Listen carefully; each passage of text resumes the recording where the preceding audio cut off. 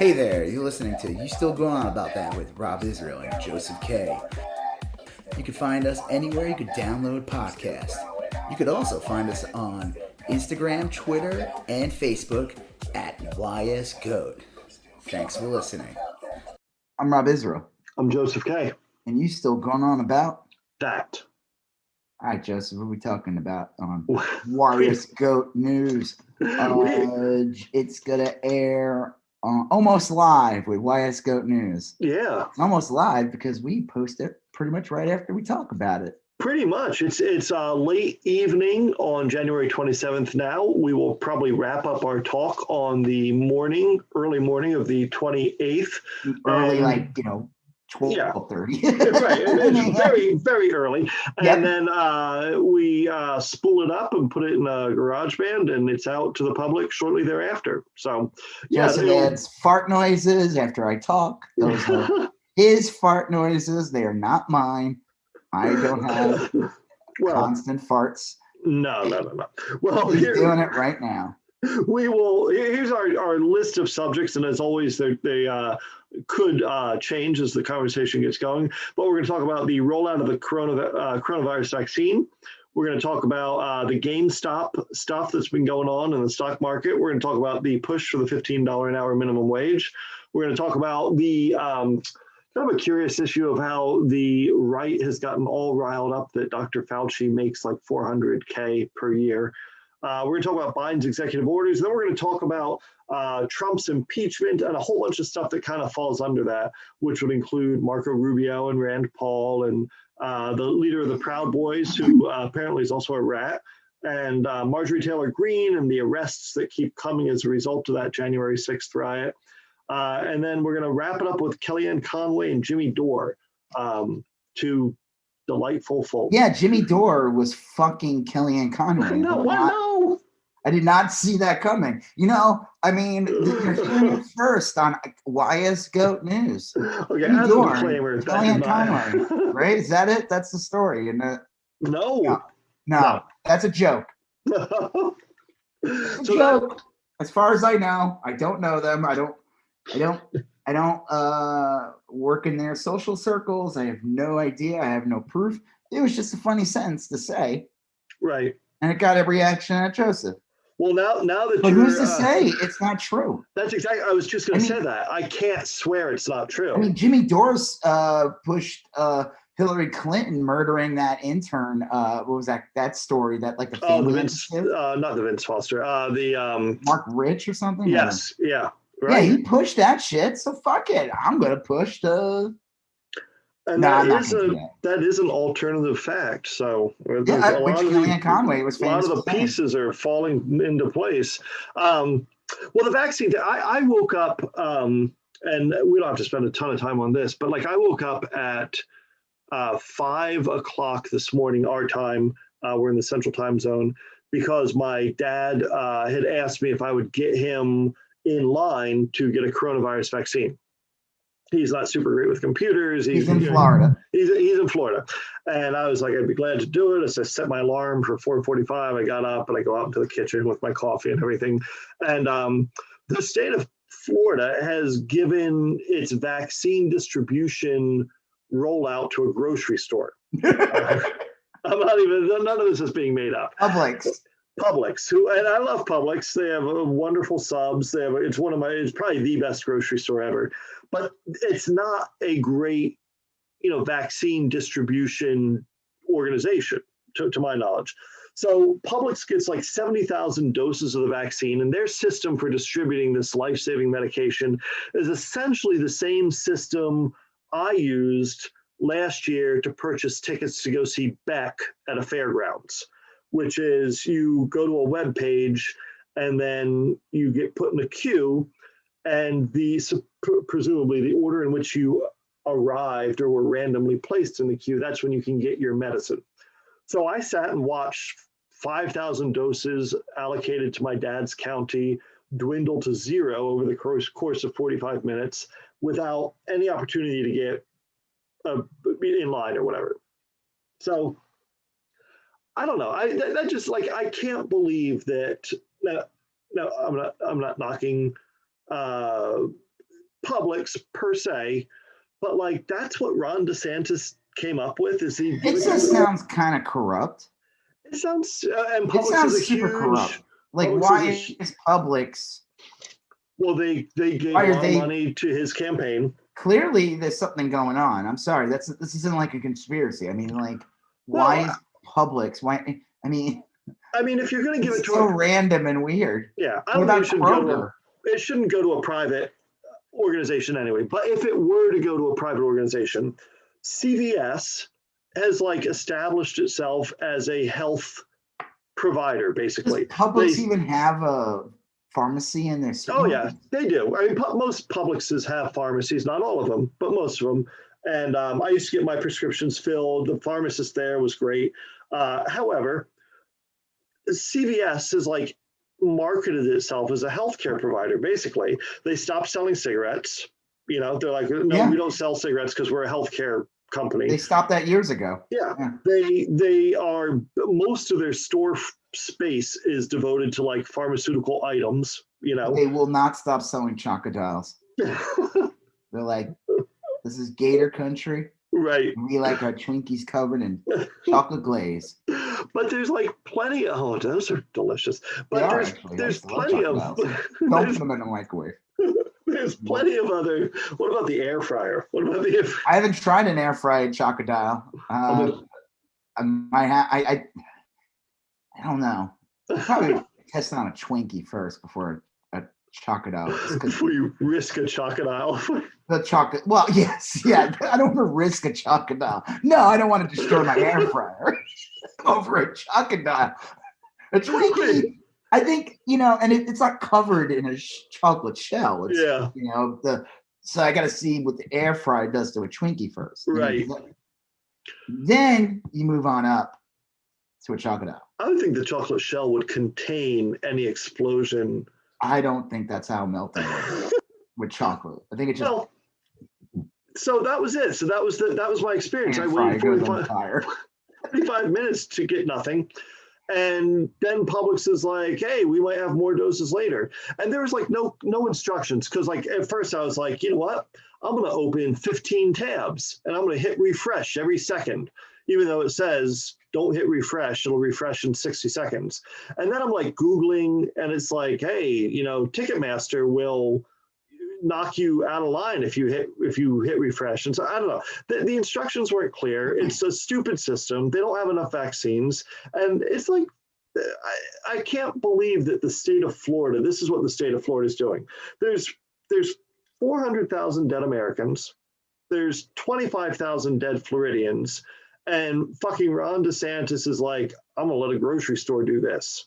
And weren't they like in the initial run?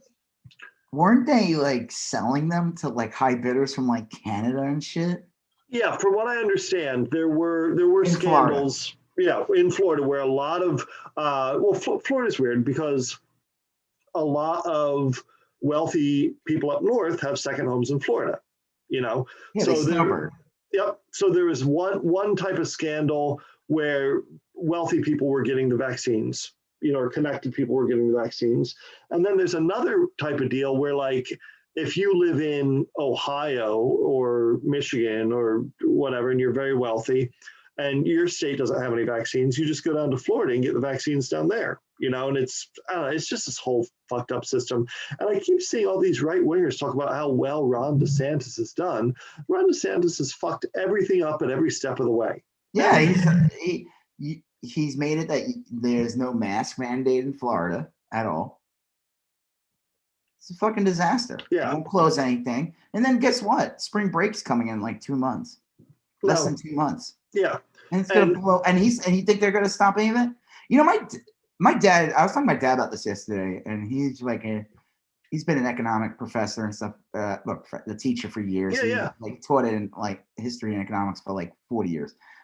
I think. I don't know. Maybe I'm making it up. Okay, so but he's been a teacher. He retired a couple years ago. And he was telling me the main reason why these red states refused to close down was because, well, one, it's like a right-wing ideology, especially being pushed by the real right-wing ones, like Ron DeSantis and Greg Abbott in Oklahoma, the guy in Oklahoma. He said the problem is a lot of these red states the reason what attracts people to come to go move to Texas, move to Florida, move their business and stuff, is that they don't have a state income tax. Oh, right.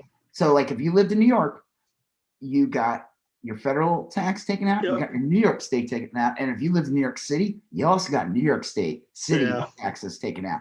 And which, it all adds up. But the thing is, those states offer a lot of social services, lots of benefits, a lot more benefits, better than a lot of these other states are for people. Like I was living in California, and we benefited a lot when Roger was young, when he was diagnosed with autism when he was earlier. Mm-hmm. We were able to get him ABA therapy. Oh, wow, yeah. And a lot of it was covered through the state and everything. We're paying taxes, If we were living in Texas, we would have been fucked. Yeah. It would have so much of it would have been so like we just would have been fucked. We would have done it, we'd get it done, but it would have been like just I guess we don't need a car, That was my experience in Oregon too. In Oregon and in Massachusetts, I lived in both states. I paid a state income tax, and in Massachusetts, I paid a city income tax. But like public transportation was free. Or incredibly discounted. There were all sorts of social services. The social service system in Massachusetts, it's got some problems, but it's there. There's a big, wide children's health care is covered or was covered even back in the day. You go to Florida. The point I want to make before I forget is that the reason why these states refuse to shut down is because the trick is they don't charge tax. The way the state makes money is through sales tax. Yeah. And if you shut down things, the state is not getting sales tax and the state starves. So they use the whole, we got to open up. You got to get back to work. We have an economy. But that's not really it. It's like when your whole state economy relies on sales tax, and people are not going to work, they're not going to stores, and they're not going to restaurants, and they're not going things to buy things. Well, that's a big problem. And that's why all those red states got all squeamish and shit. And we're like, we got to open it up. And that's kind of like the trick. And that's especially true in Florida because most of their economy is built on people doing shit together outside. It's a tourism place. And Ron DeSantis collects the sales tax. Yeah, on them doing that kind of shit, and they go after businesses like you have to report that sales tax. You have to that's how they do. So if let's say President Trump at the time, remember he was president. Oh man, it seems so long ago. What the hell was that about? Was he president? I kind of. Oh yeah. I got vaccinated. I'll talk about I got vaccinated, and it was kind of like in a way it happened like right after Biden was sworn in, and it's like maybe Trump was never president. Right, it was a fever dream. Well, if he shut down the country for 3 months, red states would be freaking the fuck out because they would have no sales tax collected or depleted. People still need things and stuff like that, but all that excess, all the going to restaurants and fucking video game places and fucking gyms and roller rinks. Those kids with their roller rinks today. Yeah. They do the roller boogie and they and they go to the disco. What the kids do today. I don't know. I'm really in touch with what's going on. That's where they get the sales tax from, and they're not getting it. So it's kind of interesting. I didn't really put that together. A while back. It really adds up and makes a lot of sense. It really does. It is. Texas is weird in the vaccine distribution because even though Texas has done so many things wrong with the coronavirus, a lot of things wrong with the coronavirus, I don't necessarily have a huge problem with their vaccine rollout other than there's not enough doses to go around. They're doing it mostly through community health centers or through public health departments and stuff like that. And that seems appropriate. That seems like a really good thing. And they have a reasonably organized system to get into a list, and they have some pretty easy to understand criteria. Aside from there not being enough doses, which I don't think is necessarily Texas's fault, it seems like a decent enough way to go about it. The biggest problem with everything to do with the rollout is beyond even the states. When the Biden administration started from the previous administration, they found out, and they probably knew this. I mean, they say like, oh, they found out. Like they knew. The Trump administration had no game plan for federal rollout. Nothing. He was only concerned about stopping the steal and making sure he stayed in power and burning down the Capitol or something. They put nothing in place, and people like there's gonna be all these dipshits are gonna claim that Biden is doing a bad job or anything like that. It's like, dude, he's literally the administration is literally starting from scratch. Yeah. There was no federal rollout of the vaccine instead. It's not like, here you go, here are the keys, take it. It's like, no, there's nothing. Right. It was so bad. Trump fired all the staff so that Biden couldn't even come into the White House. Well, it was. I heard an article. I heard a report on, I think it was NPR, that talked about how Trump just gutted government. Health and Human Services, all the medical departments. All these people were like, they had these two guys that they worked in Voice of America. This wasn't necessarily with HHS, but Trump was mad at them because he thought they weren't loyal enough. So he moved them to a warehouse, like it's fucking Office Space or something, like the red stapler guy. So he moved them to a warehouse, and they played foosball for 8 hours a day for the last 4 months. That's it. They just played foosball all day and talked about how it was so fucked up that Trump didn't want them doing their job. It's disgusting. I mean, I think the whole insurrection thing and everything that went on in the Capitol, we'll talk about that later, but I think the thing that really Trump needs to be remembered for was the complete negligence and I would say not the intentional negligence of fucking up COVID-19 and letting this go rapid and having nothing, no federal plan, nothing from day one. He never had a plan on how to contain the virus really on a federal level. Yeah. And it's like, and what did he do? He attacked all the states that were trying to handle it better than Ron DeSantis was. And it's gross. It really is. It's like I think people. I wish the impeachment it wasn't just about insurrection, which I think that's a big one. It's a big one. But I wish there was another one, which basically, whatever wording they would use, to tie him to the disaster of COVID-19, the 400,000 deaths. He should be held responsible for that. I think dereliction of duty or something. Total, and he admitted to it. There's audio of him telling Bob Woodward, back in February of 2019, this is really deadly. Yeah, he's like, and it's like this Trump that's on audio. This is like, wow, who is this guy? I mean, it was reasonably coherent. Like, oh wow, here's a guy who's pretty on top of the situation. Like he understands the science of it. Right. He understood it. He's like, you got to wear a mask. Like, it's not even just about washing hands. You gotta kids are gonna get kids. This spreads so easily, and I'm like, and then what does he do? Literally an hour later, he goes to one of his rallies, and he's like, it's nothing. It's a flu. It'll go away. It'll be gone by April. And it's like, what? I thought that Woodward interview that always stuck with me. Like this. Is this really Trump? Is he like this often? Because it seemed like, wow, he's. I knew it was him. It was totally him. I know it was him. I'm just saying, bombastic douchebag, but Speaking of, did you hear about that guy, the governor of Oklahoma? You were mentioning Oklahoma recently, Kevin Stitt.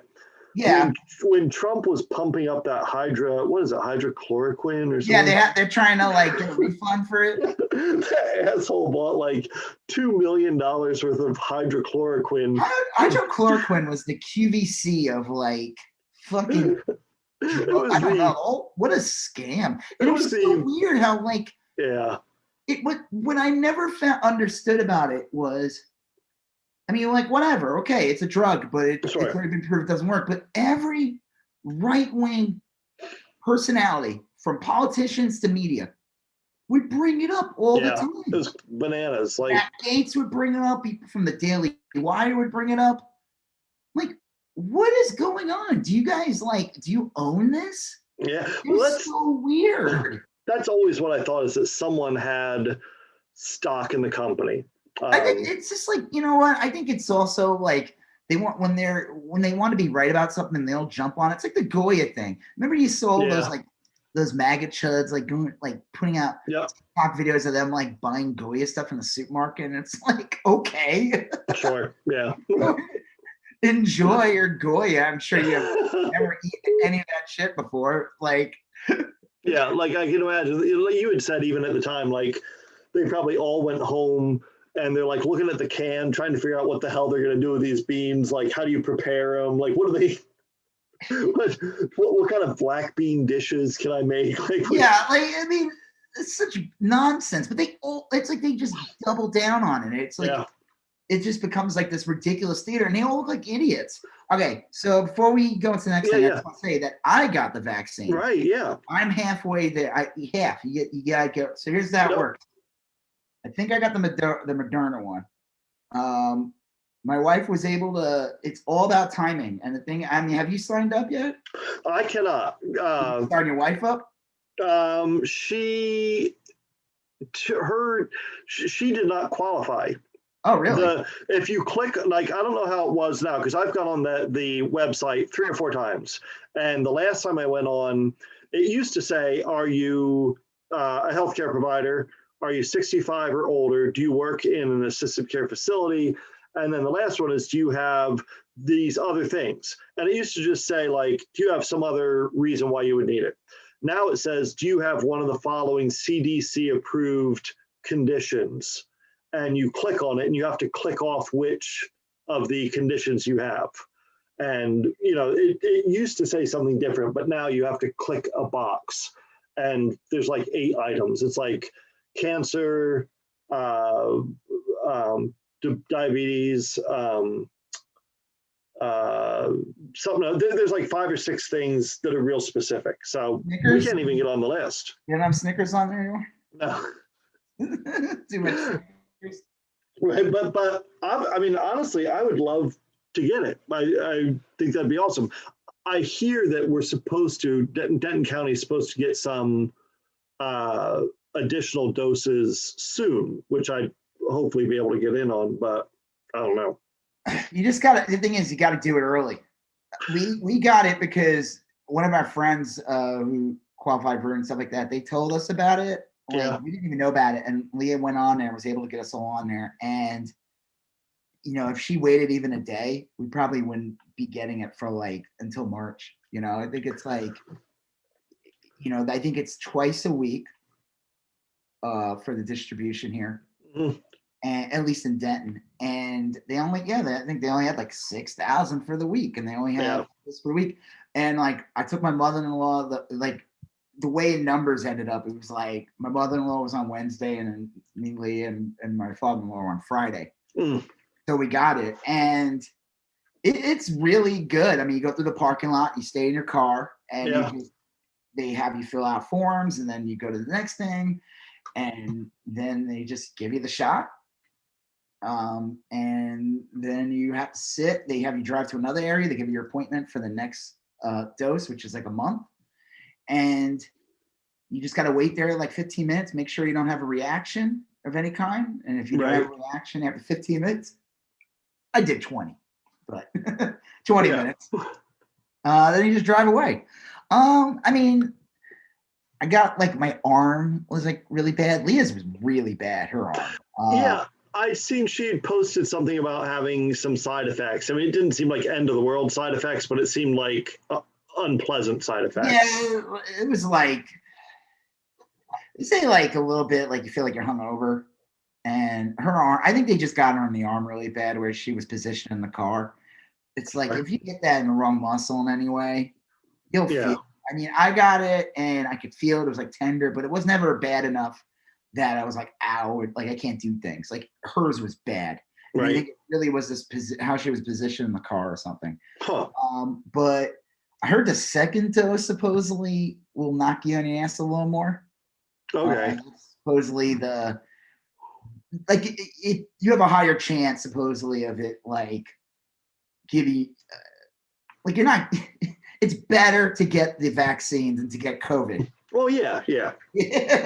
Just want to make that clear. I just heard that the second dose is the one that kind of you might have a little bit higher chance of like getting some aches. Sure.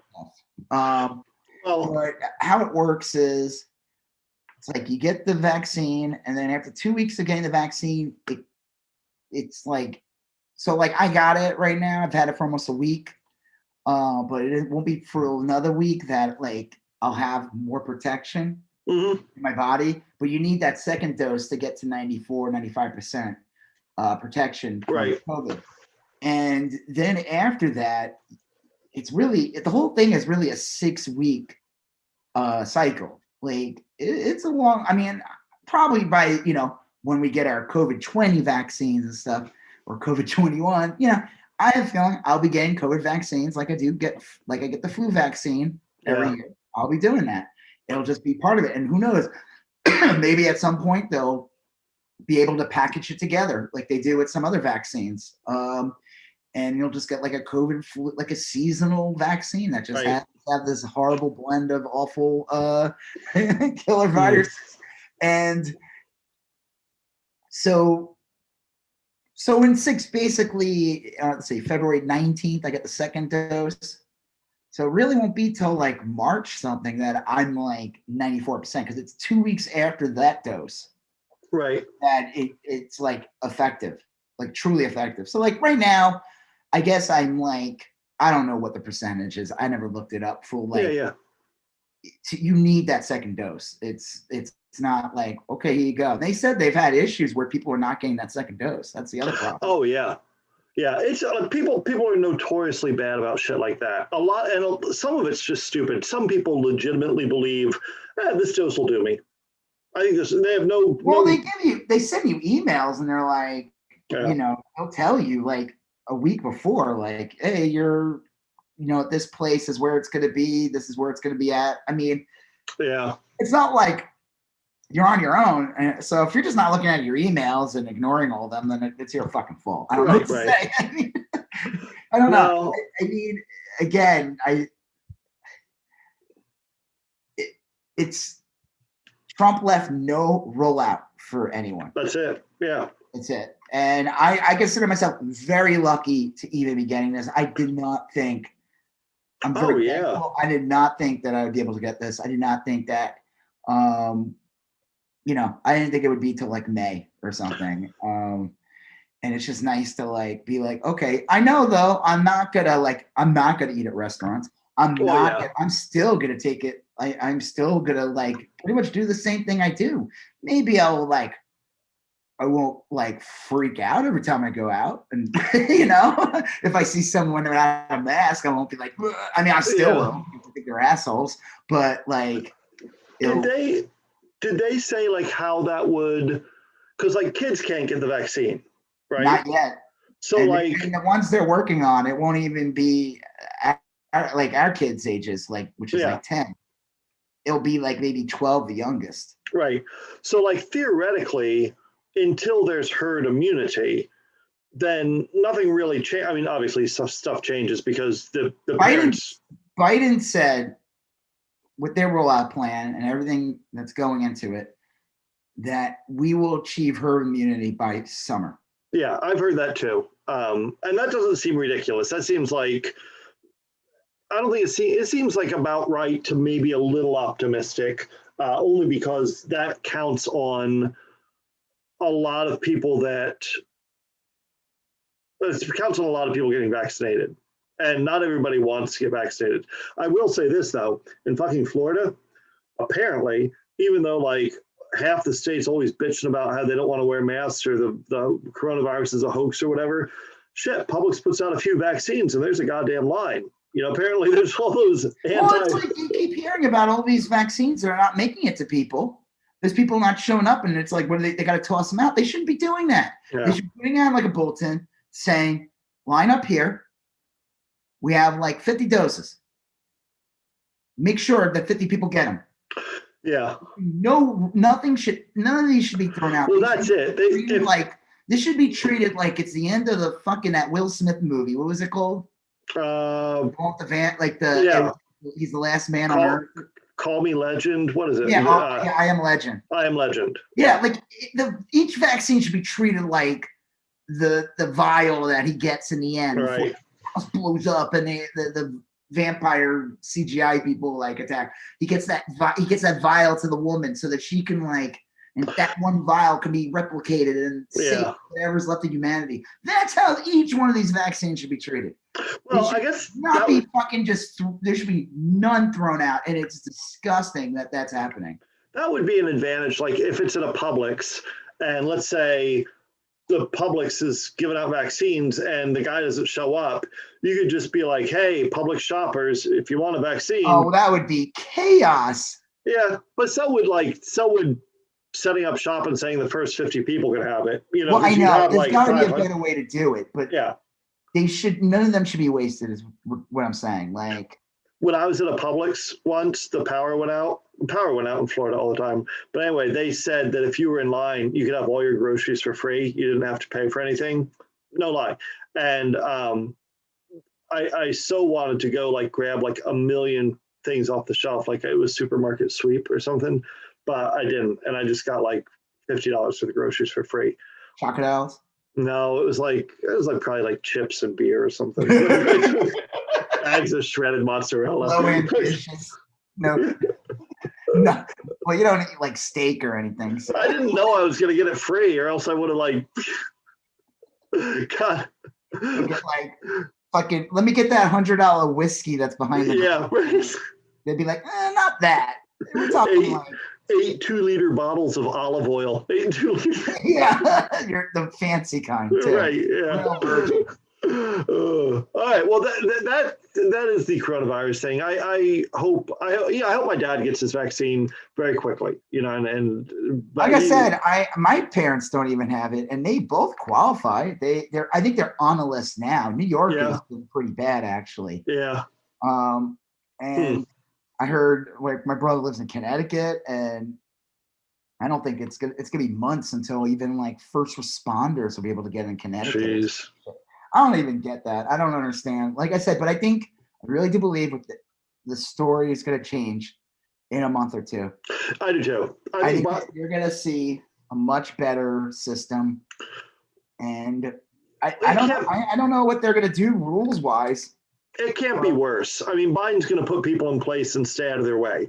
He's going to put smart people in place and stay out of their way. No, but I mean, they're going to have to do something you want to attend school? Oh, you want to attend this? You need to be I mean, you're supposed to be vaccinated anyway. Yeah. If you attend public school. Yep. Yeah. I think don't they have religious exemptions or something like that?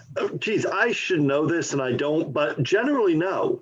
You don't have to get vaccinated, but you also don't necessarily get to go to a school building. You can be homeschooled, or the state still has to pay for your schooling somehow, but you can't show up and be unvaccinated. And I don't believe so. I never really taught that level, the younger kids. By the time I taught high school and college mostly, and if you weren't vaccinated, you usually weren't around that long. You didn't make it to 50. It's life, you mean? Yeah, it's less of a problem later on if you don't receive any vaccinations. You die of tetanus when you're 9 or something. Oh, God. But. All right. Well, on that note, let's. Yeah. Well, all right. The next thing we were going to talk about the GameStop stuff, and kind of also talk about the push for $15 an hour minimum wage, and the kind of uproar over Dr. Fauci's salary. The GameStop thing is real interesting, and you had talked to me about that a couple times today. Well, it's just been a big. To me, it's just people making jokes. I mean, the whole idea of GameStop is. It's funny. It's funny. I mean, GameStop is it's kind of at the end of the day, regardless of whatever you think it is, it's kind of a shitty store. Yeah. Go in there, they like hound the fuck out of you to like become a member and pay $15 for the year, and they guarantee all these things. The employees are told to like really just go up your ass and be like they're told to do this, like, oh yeah, would you be interested in this? Would you be interested in this? Like really upsell everything. And I'm just like, dude, I literally came here to buy a clearanced BB-8 figure that I saw for $1 on your thing. Well, and now I don't even want it. Their core product, video games, that's going. They're kind of like a Funko Pop store now. Yeah, I've heard they've changed, but like if they're selling video games, all that shit's going online. You know, I mean, like they're not even going to be making video game. Well, there are people who. Here's the thing: there are people who like video games that like having the case and like having. I personally like having that. I like having like the tangible item that comes with the game. I mean, at the end of the day, you don't need it. You could just download it, but it's kind of cool, and you feel like you're getting something for your money. You know, it's like ooh, physical object. But whatever. I don't really buy that many games. I really do.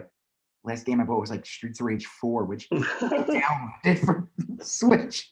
That was a current game. That's not like I'm not making it. Streets of Rage is from the 90s. It was on Genesis and stuff. But Streets of Rage 4 is a brand new game that came out in the summer last year. Well, the short sellers on Wall Street had kind of been basically placing bets that GameStop would do very poorly, and they would stand to do very well if that turned out to be the case. And I don't know exactly the genesis of it, but there's that Robinhood investment group on Reddit, and they got together and said we're gonna individually purchase shares in GameStop, thus driving up the price. And they did it, you know, and all the people that were selling short on GameStop were stood to lose a lot of money, you know. And what seemed like a very safe bet for those big fat Wall Street banks yesterday turned out to be a significant loss for them today. Yeah, supposedly they lost like billions, right? Yeah, and there was one investment brokerage and prayers. Yeah, that looked like they were going to go out of business or whatever.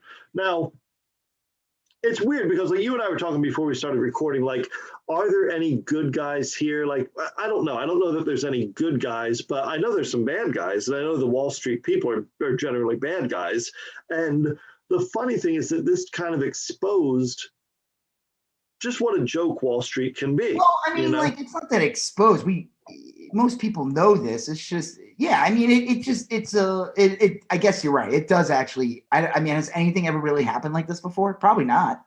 They said, watch this. You're going to see regulations happen so quickly now because of this. Right. That never happened in 2008 when the market crashed and there was almost a depression.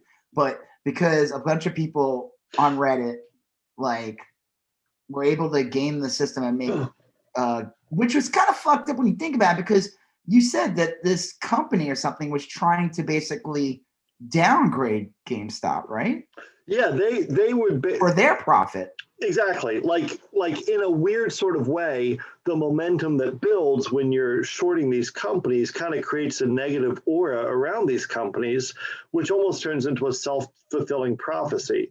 If like I was a big Wall Street guy and I'm like, I'll bet you company X sucks and is going out of business this year, and I'm putting all my money on that bet, then of course people are going to, that company's going to have like a stink about it, and people are going to be like, well, that company's no good, you know, and the GameStop has been kind of like you said, it's like a lot of people download games. A lot of stuff. They've closed a lot of locations. They were hurt by the coronavirus. They were one of these, like, they were like, especially in Texas, though. They're located in Grapevine, Texas, which is not far. The main office. Okay. Not a specific GameStop. I mean, like the main office. Right. Yeah, I didn't know that, but yeah. Yeah, it's a Texas company, and that explains why they sell guns. They merged with like Think Geek. They've been trying, like, you know, they're trying to figure out like how do we survive. You know, they sell like a lot of toys. They have a lot Yep. of exclusives. They sell statues.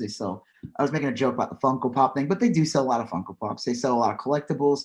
Yep. It's kind of like they want it to be like a geek destination place. Yeah. And, sometimes they have some cool stuff there. Like I said, they tell their employees to like, the only thing I don't like, they feel like you're getting hounded. Sure, yeah. But overall, like, they're struggling in some ways. Like, who knows what 5 years from now is going to do for them? Yeah. So it's kind of fun. And then also the other funny thing about GameStop is they're notorious for like where people bring in games to sell. Yeah. Bring in your stuff, and they'll give you like a nickel. And I remember when I was a kid, there was this place, like when I was younger, there was this place. There was a lot more places like GameStop. GameStop kind of bought out a lot of them. There was like Electronics Boutique. Hell yeah. There was like EB. There was like a bunch of different. Yeah.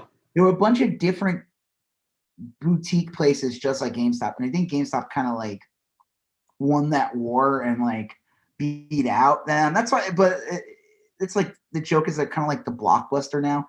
But the joke about these type of places is that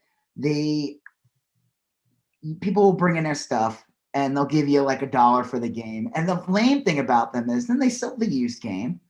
And you think like, okay, you're buying a new game's like $60, right? Right. And then you're buying a used game. How much do you think the used game is? And they usually sell them for like 35 or 40, don't they? No, sometimes they're like 55. I'm like, what? Yeah, see. Like, the fuck out of here. Like, Yeah. so they make a so I tweeted this. I said, here's my take on the GameStop stonks debacle. Yeah. I hope anyone that made just $15 from trading in all of their video games to GameStop are raking in the dough with their stocks. Yeah. That's just my thing. I just hope that anyone that's like, that's always been like the joke. It's like somebody, like there's been memes where people like have like a whole collection of their video games laid out, and then they would have like the guy from Star Wars, Force Awakens, the portion guy. Remember? Yeah. What's his name? Oh man, I forgot. Plute or something. Yeah, right. Yeah. And he would say something like, quarter portion or something, like a GameStop employee would be like $10 or something. Yeah. It was like the 3 systems games, $10. Yeah. It's always been kind of a joke. And they're in like, sometimes they're just like in crappy areas. It's not like I would say I don't think anyone really holds them in high regard. So yeah. Like there was a meme like during the George Floyd thing, like where remember there were these idiots like, I'm going to protect the target. I'm going to protect, and then like they had images of like MAGA chuds on top of like the roof of like GameStop with their guns out. It was like, oh jeez, protect the GameStop. GameStop is down. Well, there have been instances like this before. I remember when I taught way back in the day, we used to read a case study of these kids. I want to say they lived in I want to say it was California, but I don't remember where. And it was a bunch of high school kids when AOL chat rooms were still pretty new. AOL and Yahoo and all that. And they'd make a bunch of aliases and get on these AOL chat rooms and everything and talk up stocks. They'd buy these stocks for like nothing, pennies on, penny stocks. And then they would pretend to be investment hotshots and talk about how the stock was expected to explode. And then a whole bunch of suckers would buy the stock, thus driving up the price. And these kids would sell the stocks they bought for pennies at a huge profit. And then by the time everyone realized that the company sucked, they'd have sold, And so like variations of this have kind of been around for a while. This is just kind of like it's a different dynamic, but it's the intentional manipulation of the market. And when rich people do it, that's capitalism. And when poor people do it, that's a problem that needs to be fixed. Yeah, how dare you stay in your lane? Yeah, I'd like to hear what Kelly Loeffler and David Perdue, recently unemployed former senators from Georgia, have to say about this. Because when the coronavirus hit, they went to a private briefing, got some inside information, and then sold a bunch of stock. She like supposedly doubled her wealth from that. Yeah. Like she was already rich and basically became a billionaire because Yeah. of it. They And her did husband something. is like the head of the stock exchange, Yeah. right? They Yeah. both did something so clearly illegal, so clearly unethical, so terrible, and no one batted an eye. They never had to answer a single question. No one put them under oath. They didn't have to testify. It was just like, oh, this is just what rich people do. You know, that's life. And these Redditors are probably going to get a law passed preventing them from doing this again. You know, and that's just them, not the yeah, those specific Redditors. Yes. Yeah, somebody tweeted this today. Top 5 richest people. 1, Elon Musk, Jeff Bezos, Bill Gates, Bernard Arnault. I don't know who that is. Retard 6969. Yeah. I tweeted, gonna go exchange my PST with a copy of the Mummy Returns video game to the local GameStop. I'm gonna make a killing today. I saw that, yeah. I also put this. I said, this GameStop debacle happened because we don't have a president anymore that tweets insanity every day. Yeah, right. Like, because I saw a thing earlier where they said like Biden had to like comment on it, and it was like, it seems like the GameStop thing just reeks a meme. Yeah, it is. Trump is like was a meme president, like he's a living meme.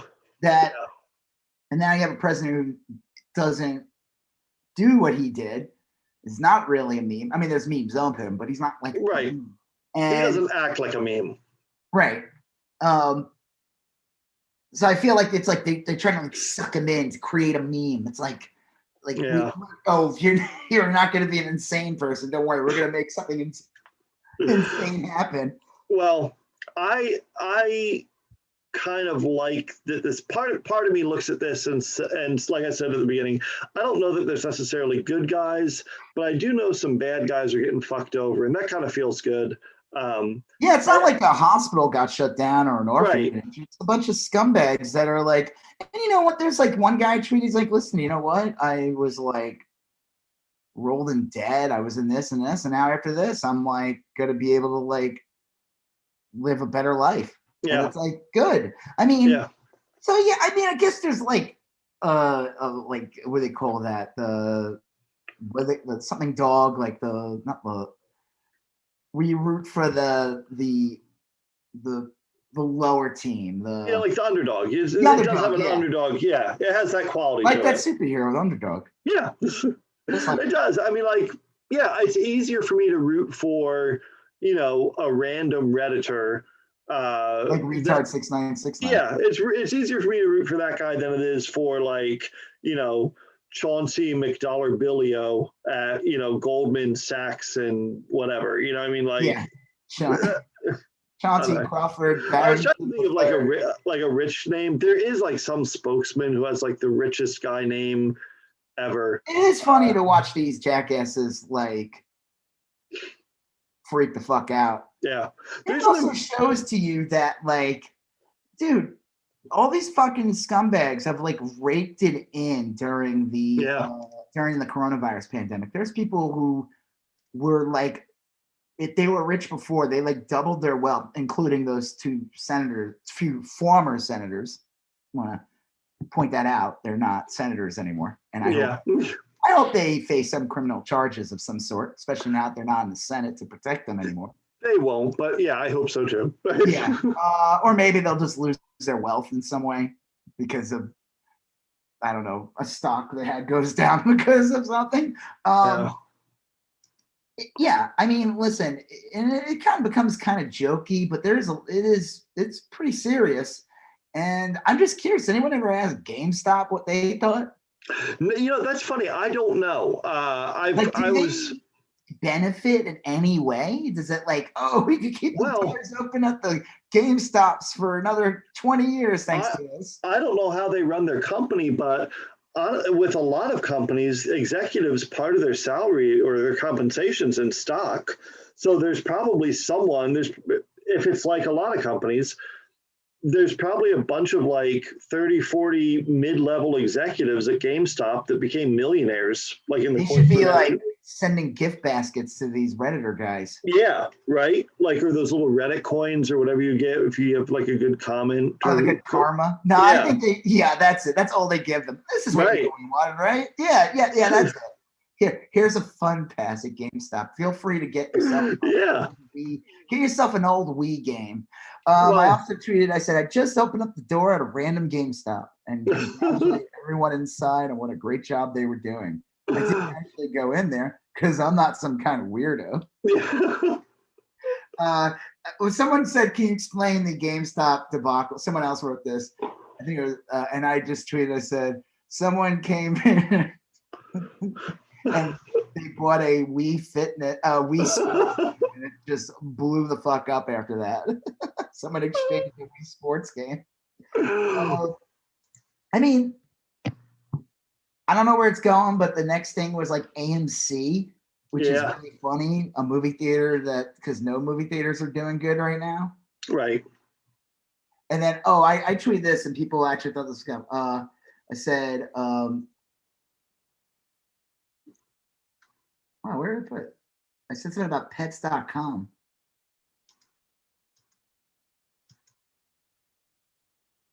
Pets.com. Cool.com. Cool. No, well, I was saying like, weird. That's so strange. I'm like looking at I didn't delete the tweet. Oh, well, it doesn't matter. I said something about let's raise up pets.com. Let's go. And someone thought it was funny because they were like, pets.com. Pets.com stonks raised up. Let's go. And someone put up and said that if you remember the bubble burst 20 years ago, pets.com was like the number one thing mentioned. Like when the internet bubble burst in like 2000. Do you remember that? Yeah, yeah.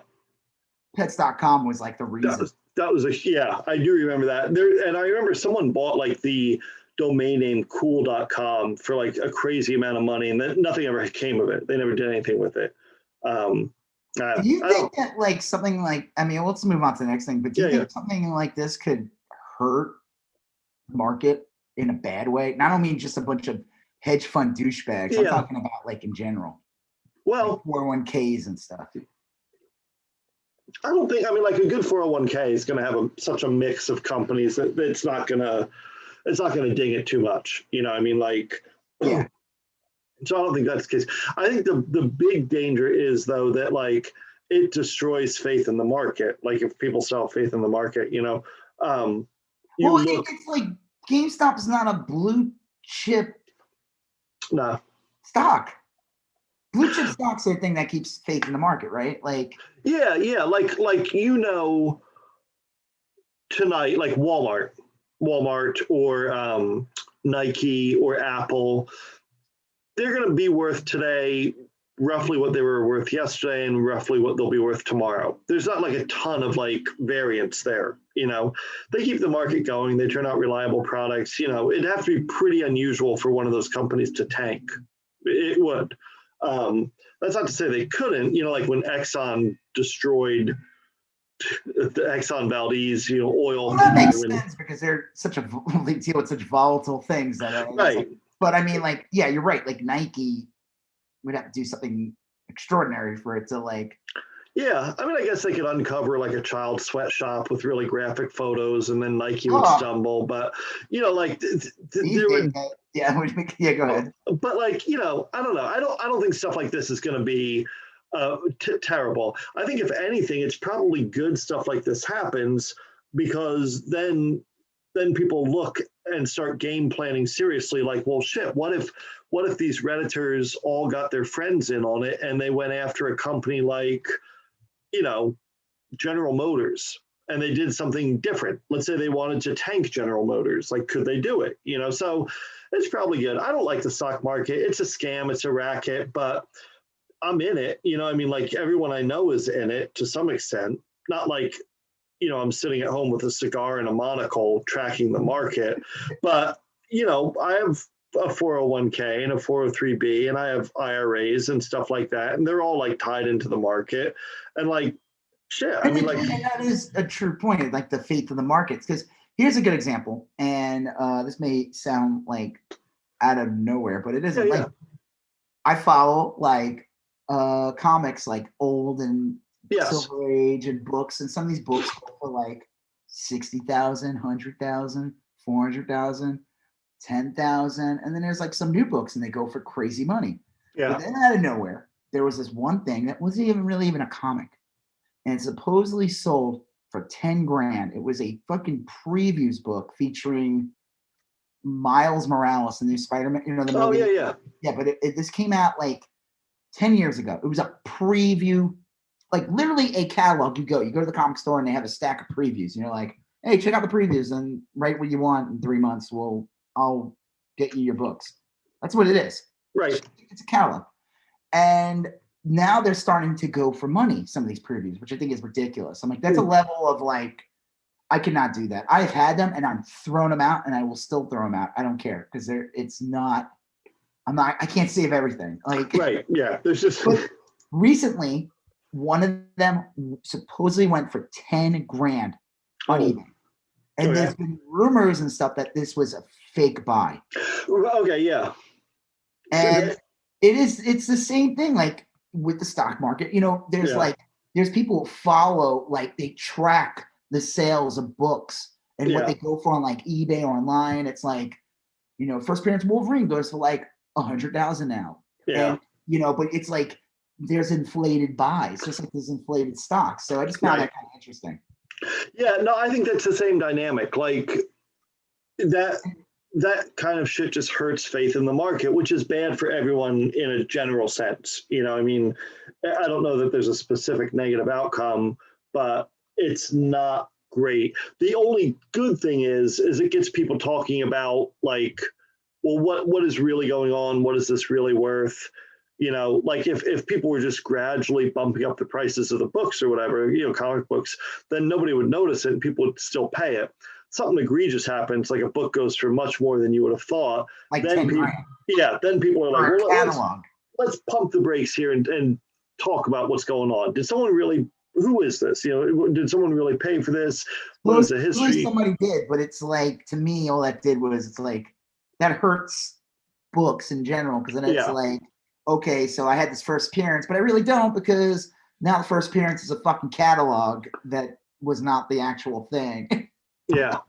And then it like dictates like, well, what the hell is what? So, all right, well, let's wrap this up. But like I said, I do find it interesting. I find it interesting that the hedge fund that supposedly they were trying to sink GameStop value. Yeah. And these guys did the opposite. Yeah. Which is kind of funny. And that's like totally on brand for Reddit. So no, I mean, it's good. And like I said, if it opens up, I'm curious what will come out of it though.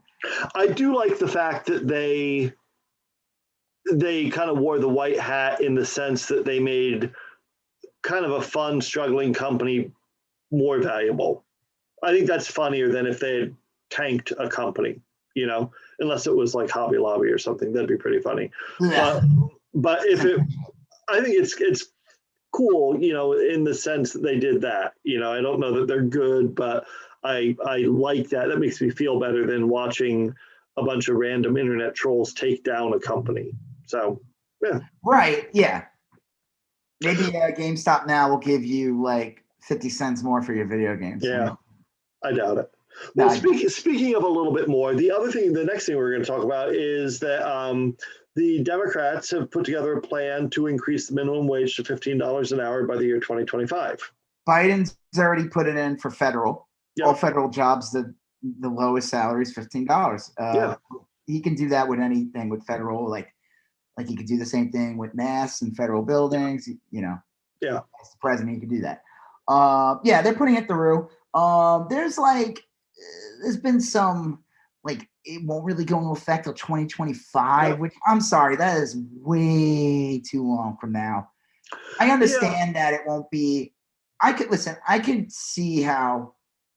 There's no way it'll go into effect tomorrow. It's not. It's just not. It's That's off the table, right? It's not going to happen. But 2022, 2025 seems a little too far away. And the problem is when you start doing things like that, it opens the door for like, let's say Biden loses to some, or something happens and he loses, or the Senate or the House goes back to the Republicans or a Republican president. They're going to squash it. They can pump the brakes on it. Now there could be some weirdness in there that I'm not aware of or we're not aware of. I know some of these are tied to budget cycles and stuff. Like I don't think they could do anything for this year's budget. You know what I mean? Like, I don't think. Well, that's why I said I don't expect it to be 2021. Yeah. I don't expect it, but like 2022, like summer of 2022. Yeah, like fucking. And wouldn't that be a brilliant thing to do right before the midterm to get that in? I mean, you'd be like guaranteed to. What do you get? You have a bunch of fucking Republicans talk about how bad it is. You get $15 an hour, and then like you get people working. And the thing people don't understand about minimum wage. A lot of people don't get this.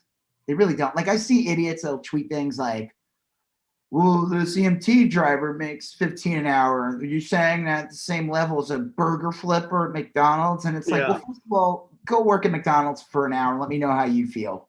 Go there when they're super busy and tell me what a shitty job I think it is. You know what I mean? And then you'll be like, I deserve $15. I deserve $30, you know? Like, come on. Get the fuck out of here. So that EMT driver will not be making $15 anymore. He might be making $20. Well, yeah. Because minimum wage is supposed to be like, this is where it's set. You can't go lower. Now, there's some states that have exceptions and stuff, which I didn't even know about. They could do like sub minimum wage, which is like crazy. Well, most states do for like waiters and waitresses and people. Yeah, but that would also open the door for how you pay waiters and waitresses. Also, once you get to 15 an hour, it's like, well, maybe it shouldn't be tied to, and maybe the customer shouldn't have to pay $20, $30 more when they go out to eat. You know, like, fine, you raise the food like $5 or something, but you're not tipping. People don't have to like, whatever. Regardless, people don't understand that when you know, like, there's jobs that people get out of colleges, like you go work for a company and like they'll pay people who just spent 4 years in college on this so-called office job, 14 an hour, maybe 13 a start in a lot of these companies. Guess what? They won't be able to do that anymore. And here's the other thing too. They won't be able to, it's not like they'd be like, okay, now you make 15. They really can't do that. Right. They might have to bring it up to 18 an hour. And then, you know, like, technically, in theory, isn't like people should be making like 33 an hour or something crazy like that well, 33 an hour would be like making $66,000 a year, which seems a little high. I don't know. Maybe. I know that $15 an hour is still pretty low. You know, the first thing I heard on the internet when people were talking about the $15 an hour thing is like, $15 an hour by 2025 is bullshit. It should be $20 by 2025. You know, I would agree with that, but I would also look at it and be like, listen, right now, it is literally at $7. It's been sitting at $7.25 since 2006. See, I think any of this is meaningless unless they somehow pass a minimum. Let's say they put the minimum wage at $10 an hour. I'd rather have it at $10 or $12 an hour minimum wage, as long as there's an increase every year tied to the consumer price index, meaning that it's just like with Social Security or anything else. They figure out there's like a consumer price index. You know, how much should milk go up? How much should bread go up? How much should sugar? Like a cost of living raise. Right. And so, a COLA basically. And so if it's $12 and the consumer price index went up like 3%, then the new minimum wage next year is $12.16. That's what I think it should really be done. Because otherwise, you change it to $15 an hour, great. But they're right. By the time it's 2025, $15 an hour is going to be inadequate. And then you have a whole goddamn new fight about making it 20. Well, I would say get it to 15 because it will be a long time until. But again, I don't think people realize that when you do it at 15, that doesn't mean that is now what everyone makes. They think that, like, no, there's going to be companies like Costco and other big companies where they'll be like, well, our starting pay is 18, 19 an hour. Our starting pay is 20. Nicer places than like McDonald's. Even McDonald's is competitive. You go over there, you see it says like starting jobs 10. Well, guess what? They might be like 17 to start. Well, I think the weird thing about minimum, because like I talk to a lot of people about the minimum wage because I've always thought it should be much higher. And business owners will, I'll say two things. One is business owners will be like, well, I can't afford to pay, blah, blah, blah. Well, maybe you shouldn't be in fucking business. Yeah, that's an argument you could make. Like you're not entitled to have a business. Maybe you're not good enough or smart enough, or maybe you just built a shitty business. If you're relying on paying a goddamn adult $8 an hour for his labor, her labor for 40 hours a week, and that's how you're going to get rich, fuck you. Maybe also the reason why we don't make 15 the minimum wage is because of companies like Walmart and stuff that basically force manufacturing jobs to literally work on the margins. Yeah. Like you can't, like Walmart gives you this fake value for money. They keep the price, supposedly the price down, which is bullshit. They don't. But what they do is they force the hand of the manufacturers. The manufacturer has to figure out how they're going to make money and everything, and how the manufacturer figures out is they got to screw over their workers. Yeah. They got to screw over the supply chain. And then you have to go find like a factory in the middle of nowhere in like a fourth world nation. Like all that shit is all because of companies like Walmart and we become like a by the thinnest of margins economy where and that's why when you see companies freak out and they say like you can't make 15 an hour, because their whole system of how they do things is tied to paying people nothing. Right. But companies, that's bullshit. Walton family, fuck them. They could afford to pay their employees an hour. They could afford so much more. Everyone could. Everyone could. Everyone could. It's just like, well, do you want to? Maybe you don't get a third home. Also, maybe people should consider like, oh my God, if people made more money, maybe I could sell more stuff. Yeah. You ever think about that? More money being made, more money being spent. The people making 15 an hour all of a sudden are not going to be like fucking eating, picking steak out of their mouth with their gold toothpick. Yeah.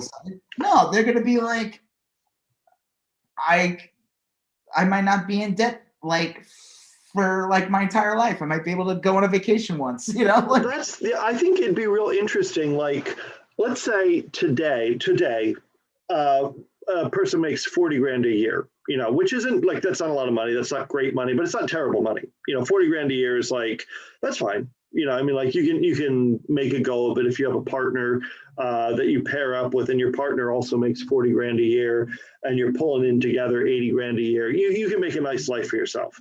So, but let's say they raise the minimum wage to $20 an hour, which is 40 grand a year. There's plenty of people right now that are breaking their goddamn backs for 40 grand a year. They're working jobs they hate, but they need to make more than the minimum wage. And they work at a place where overtime is kind of expected, but not paid. And your boss is a dick and this and that or whatever. Now imagine that Starbucks pays $20 an hour or 40 grand a year. Same thing. I've worked at coffee shops before. They're delightful. I love working at places like that. I worked at a bagel shop, a bagel, a delicatessen and stuff. It was like an awesome job. It was real fun and chill. Starbucks. Yeah. When it's busy. Well, people will be freed up to choose different kinds of work. I think you'd be surprised by how many people work at a bank and fucking hate it every day of their life. And then the thing that people don't realize is though those people that are making $40,000 a year, their salaries will go up eventually. I don't know. Maybe their salaries won't go up, but they could be like, well, fuck this company. I can now go get a job at another place because people have to be competitive. That's the thing. Yeah. Companies have to be competitive. If you raise the minimum wage to $15 an hour, companies cannot hire. They won't, after a while, it won't be right away, but after like a couple of years or something, they won't be able to hire that kid out of college and be like, here's 14 an hour. And the kid out of college, like you said, it's like, I could just chill out in this fucking boutique and get paid 15 an hour. And like, it's work, but like, I'm not being like stressed and sitting at a desk for like 12 hours a day. I think that would happen. I think that's the more likely outcome. I don't think businesses are going to raise their pay as much as people would hope. But I do think that a lot of people will be freed up to not have to chase nickels in exchange for their They won't, dignity. but they'll also be able to. There'll be competition. That's what's so funny about these like free market guys, supposedly, like these like, right-wing free market guys. They really don't like competition. No. They really don't like. No. They really don't like capitalism, like the way it's supposed to work. They want it where it's like, they want like the capitalism of like a Carnegie, and like kids working in a fucking mine and shit. Well, real competition, like it's like the same thing. Why they don't want, like, Biden's plan is to make Obamacare better and make it, eventually what they call that single pay or whatever. What that would do is, the reason why the healthcare companies freak out over that shit is because once the government gets involved, they become a competitor. Yeah. And then these companies start crying, complaining. And like you said, we could say to them, well, hey, maybe you don't deserve to be in business. Yeah. Maybe you're not good enough to if your business model is predicated on exploiting people, fuck you. Fuck you. I don't like, so like, it's like the same thing. So when, like you said, like that person the college graduate who makes $40,000 a year, and we're not even talking about some new person. We're talking about somebody who's been probably working like 15 years at a job. Yeah. And it's going to change everything. It's going to change, like, and, there's going to be these idiots who are going to say, well, it's going to cause inflation. And I'm like, okay, well, sure. But there's inflation anyway. Yeah. There's constant inflation. It's not going to change too much. Time. It might change a little, but like, I don't know. I mean, there'll be more dollars exchanged, and there'll be more, like, people will be able to buy things, and they'll be able to go to GameStop and buy things. Yeah, right.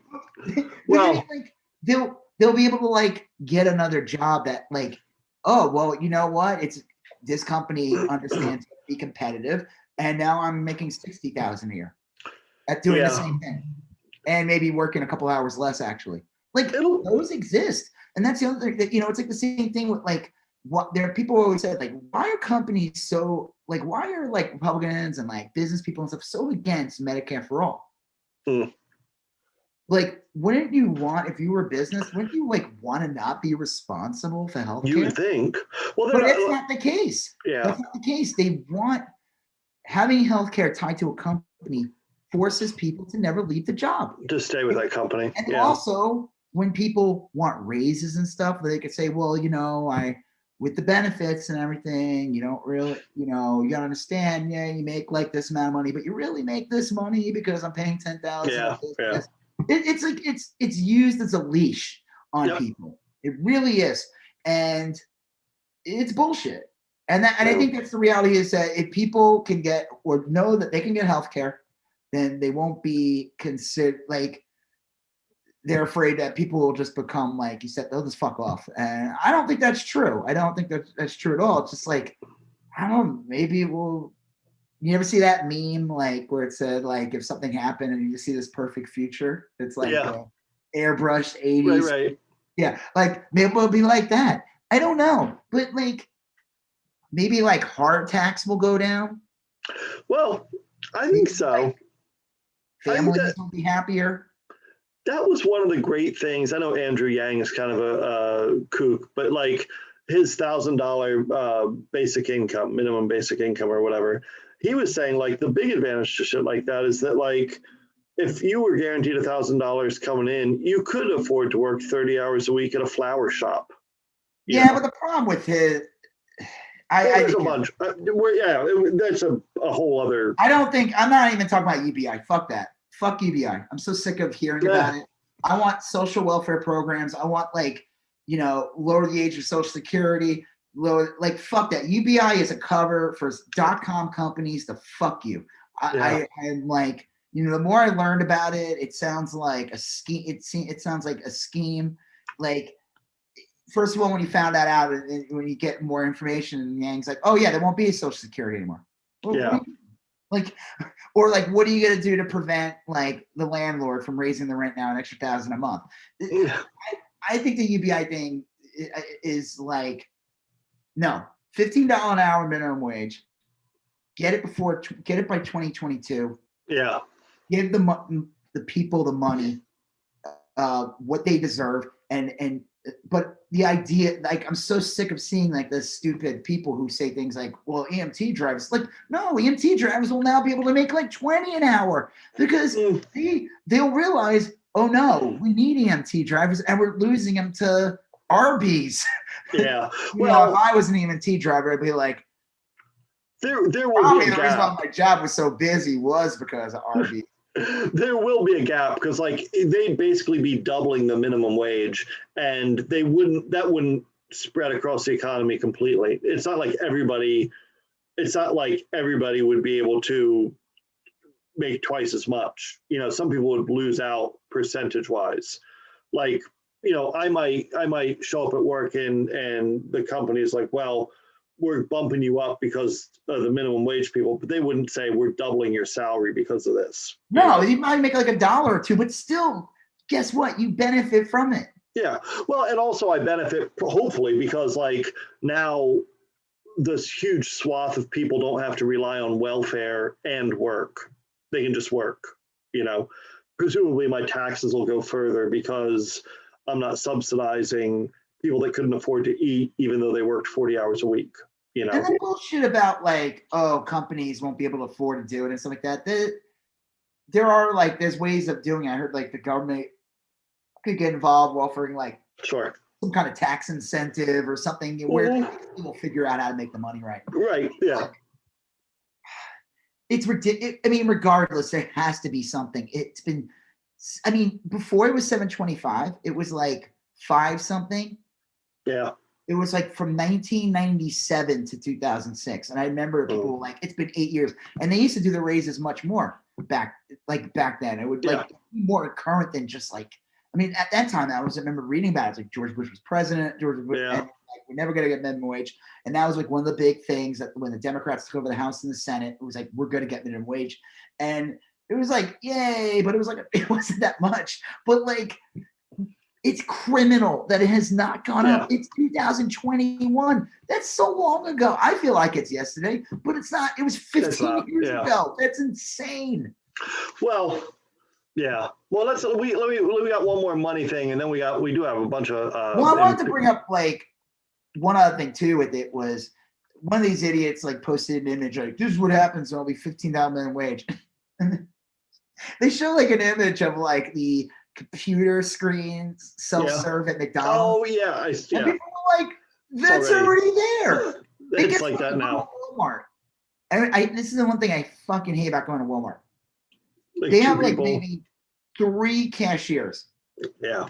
And more than half of it is literally self-checkout. Yeah. It's crazy.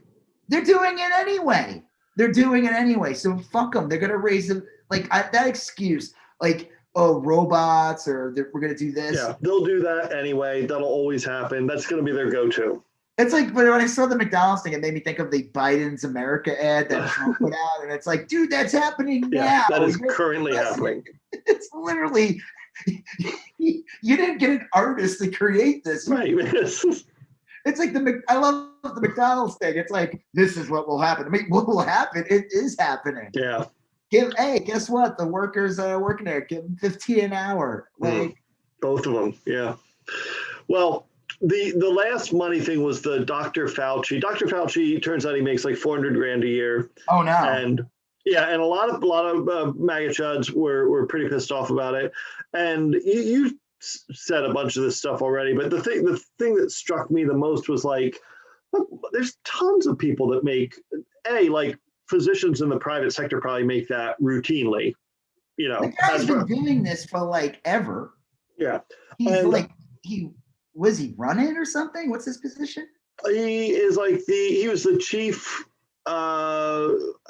infectious diseases expert for the CDC or something. I mean, he was a pretty big guy, but like, never mind just like physicians. There's plenty of government people that work for the government that make that money all the time. Like cops routinely make over $100,000 a year. Every city in America probably has a cop making over $100,000 a year. There's plenty of like firefighters that make really good money. It's not like $400,000 is a crazy amount of money. It's a lot of money. Don't get me wrong. It's a significant amount of money, but it just seemed like that sounded about right. I think people are confusing elected officials with government workers. I mean, like, there's plenty of government workers that make decent money. Also, well, he's not an elected official. That's what I was going to say. It's like people are confusing elected officials with government workers. Elected officials shouldn't necessarily make a fortune. You know, that's like a different matter.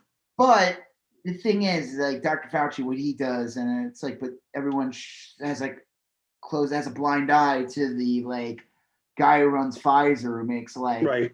30 billion. Did you hear about Pfizer complaining? We didn't talk about the vaccines. Did you hear about this? No. Well, they figured out with a smaller needle that actually can yield like 2 doses out of like some, like they were able to like add 1 or 2 vials to the supply in a way, like per each one.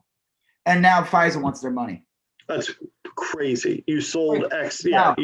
No, thank you for your service. Thank you for doing get the fuck out of here. Yeah. Like you did. That's your fault, dude. That's like me taking all my thing and being like, oh, well, if I just move this and this, and then I get a call from the Go-Gurt company, like, no, you can't squeeze that Go-Gurt out the way you're supposed to. That you just bought yourself 1/2 Go-Gurts. We demand we demand a quarter from you. Yeah, we did our math, and it turns out that people only need 10 ounces of Coca-Cola to be truly satisfied. So we're gonna ask you to return to the store and pay for an extra.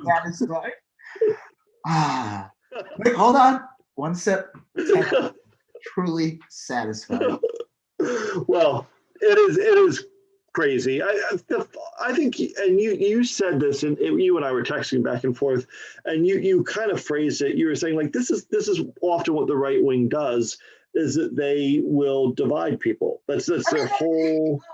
It's like average person doesn't really understand or can fathom someone who makes 50 million a year, bonuses and all that. They're like aliens. Yeah. But you could understand someone making 400,000. That seems obtainable. It is. It's real. You tell me that guy in the government, my tax money, making 400,000.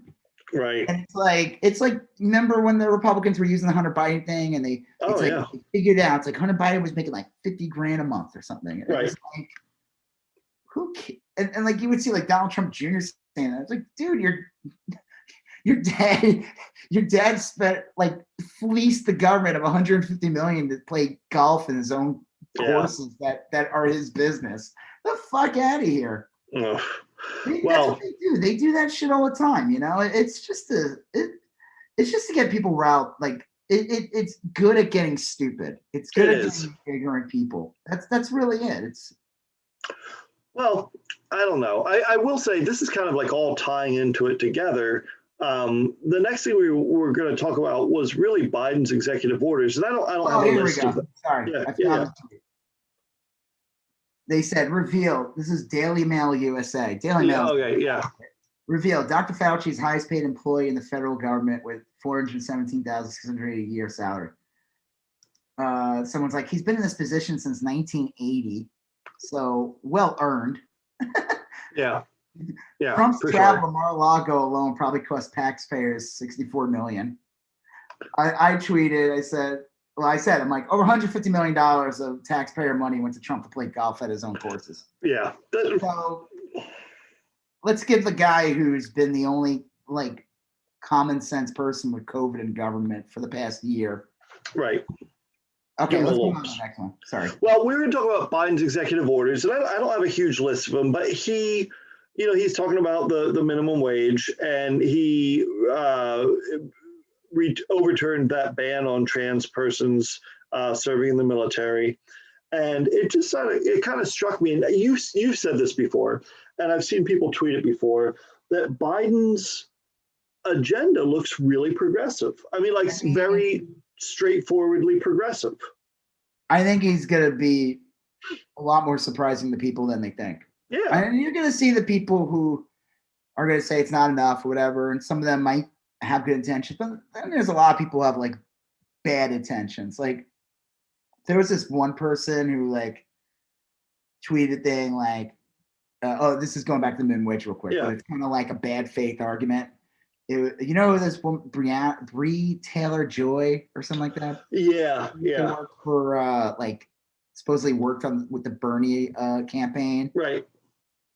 She's terrible. She tweeted this thing like it needs to be 25 now, the minimum wage. And right. Yeah. Like, well, wasn't this you when you were running with Bernie that 15 was the money? Why now? Yeah. Why now? Power, it's now. It's you know what I mean? Like there's gonna be bad faith people who are gonna say it's never enough and everything. And listen, I don't think there's anything wrong with saying this is not enough or not, but I'm just shocked. Like I will say, in the past, he's been president for a week.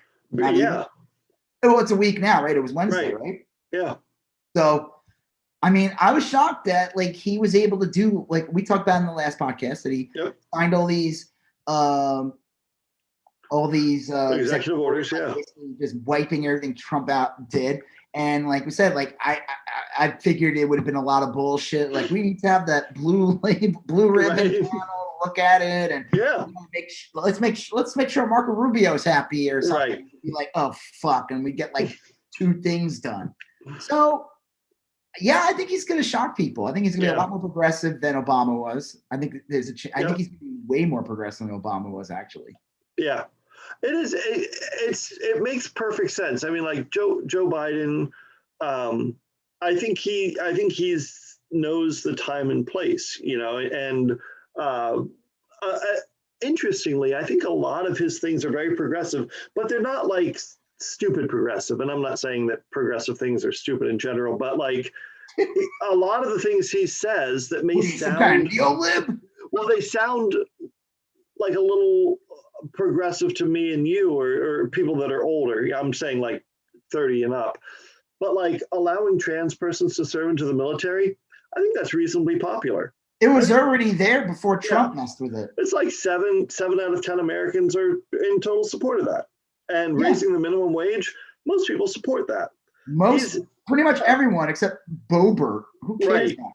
But Biden's pushing through. The argument amongst progressives has always been progressive policies are popular. Just do them.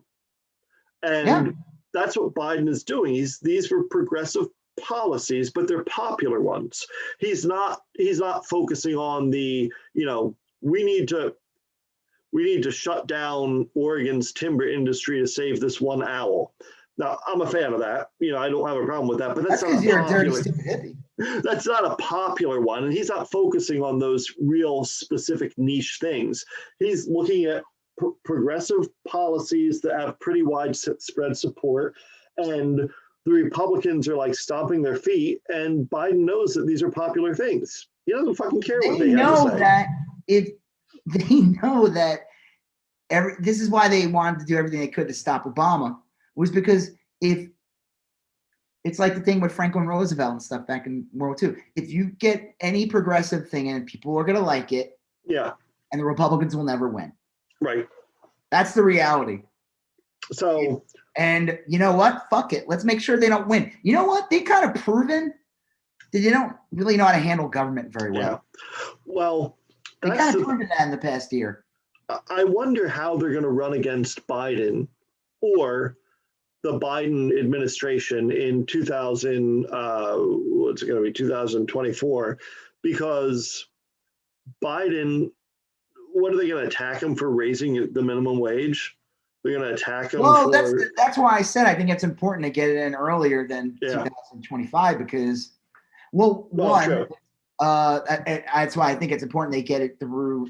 They put it in law before 2022 because one of the key is you want to make sure Biden keeps the House and the Senate seat. You want to make sure that that's the key. And if he has the House and the Senate still, the chances of him losing the re-election goes down a lot lower, especially if the Biden administration is doing stuff that people like. Like if he is doing stuff to get jobs going, Green New Deal in some form, you know, he handles, people do get the vaccine, you know, things can be open by the end of this year. Can you believe that like a year ago when this started to happen, Jeez. Like, I remember hearing about it. I knew it was coming. I mean, last year, but we were so focused on like the primary and stuff. But like, it just like in the middle of March, all of a sudden, and every time it would just be like, oh, in like 2 weeks, we'll be able to go. Roger will be back to school, and we'll be able to do this. And then it was like, and then it got 2 weeks later, and then it turned out like then it's the summer, and then it's the fall, and then you're like, we'll be. It's like we're so like it's like. Maybe August 2021, things could start getting back to normal. And it's like, I mean, and it's all because of fucking Trump and the GOP. It's all their fucking fault. I mean, well, speaking of, that is still careening off the rails. We have Trump's impeachment has gone through. I mean, before, weren't there any like specific executive orders? Like one of them he signed was like nothing. What was it? Private prisons or something? It was only federal, which I heard is like. Not everything, but that's a big fucking deal. I'm sure private prisons are freaking the fuck out right now. He can only do what he can do. I mean, like he can't make Kansas do stuff Kansas don't want to do, but he can take care of the federal, and that's where it begins. To be honest, it has a domino effect. Yeah, it does, and it's real meaningful. He did that. He allowed trans persons back in. He slowed down deportations the best he could. Some judges have kind of been attacking that. He got back in the Paris Accord. He got rid of the Keystone Pipeline. He stopped construction on the southern border wall. I mean, there's a lot of like big, meaningful things. He signed, I think, like 33 executive orders. Oh, they're like, I love it. The Republicans are like freaking the fuck out about how many he's signing. It's like, Trump signed like 400 in his 4 years. Maybe you guys should have won. Well, here's the thing: is that Mitch McConnell, even though he lost, and now he was bitching about how many rights he'll have as minority leader, and he was refusing to let the Senate come to order. Even Mitch McConnell's a fucking bad faith actor. He's a shithead who obstructs everything all the time. I thought he was on the level. Who the fuck cares what Mitch McConnell says about anything? That's what I say. I mean, like, why would you? Guys, whenever they're in charge, and the media is responsible for this too, whenever the Republicans are in charge, we're supposed to sit there and accept it. But when the Democrats are in charge, it's time for compromise, unity, compromise. The media does it too. They do it too. I watched one of the press conferences with that new woman. You know what I'm talking about? The redheaded lady. Yeah. I forget her name, but you're talking about the new and improved Kaylee McMahon. She's really good at what she does. And when someone asked a question and said to her, like, well, are you guys gonna do anything like the Republicans want or something? And she said back to him, well, I would assume that they would want people to be able to get back to work and to have health care and to be able to stop the virus and people would be employed. I would hope that isn't that what they want also? Yeah. Isn't that like I thought that was a really good answer. I was like, I mean, what do they want then? Yeah. Like, isn't that something they would want? Wouldn't they want people to be able to work and be healthy? Yeah. Well, yeah, it's something for sure. I don't know. I do know that the Republicans are bad faith actors, and you think one of the big bad faith acts that came recently is that 45 Republican senators voted that we shouldn't even impeach Trump. You shouldn't even be able to impeach Trump. Only 5. Yeah. When they tried impeaching Trump last time, didn't they? They basically same thing. Isn't that what happened? But this time they got 5 Republicans to join him. Yeah, and they're all sitting up there saying, like, he's not president anymore. We need to move on, blah, blah. And these are the same motherfuckers that after Hillary Clinton left her Secretary of State position, called her for like 800 hours of Benghazi testimony. Yep. And the big deal about Benghazi is that an American government building got run over by terrorists and 4 people got killed. And the big thing about the Capitol Hill riots are that, again, an American building got overrun by terrorists, and this time 5 people were killed. Probably the most American of buildings. Yes, the most American of buildings.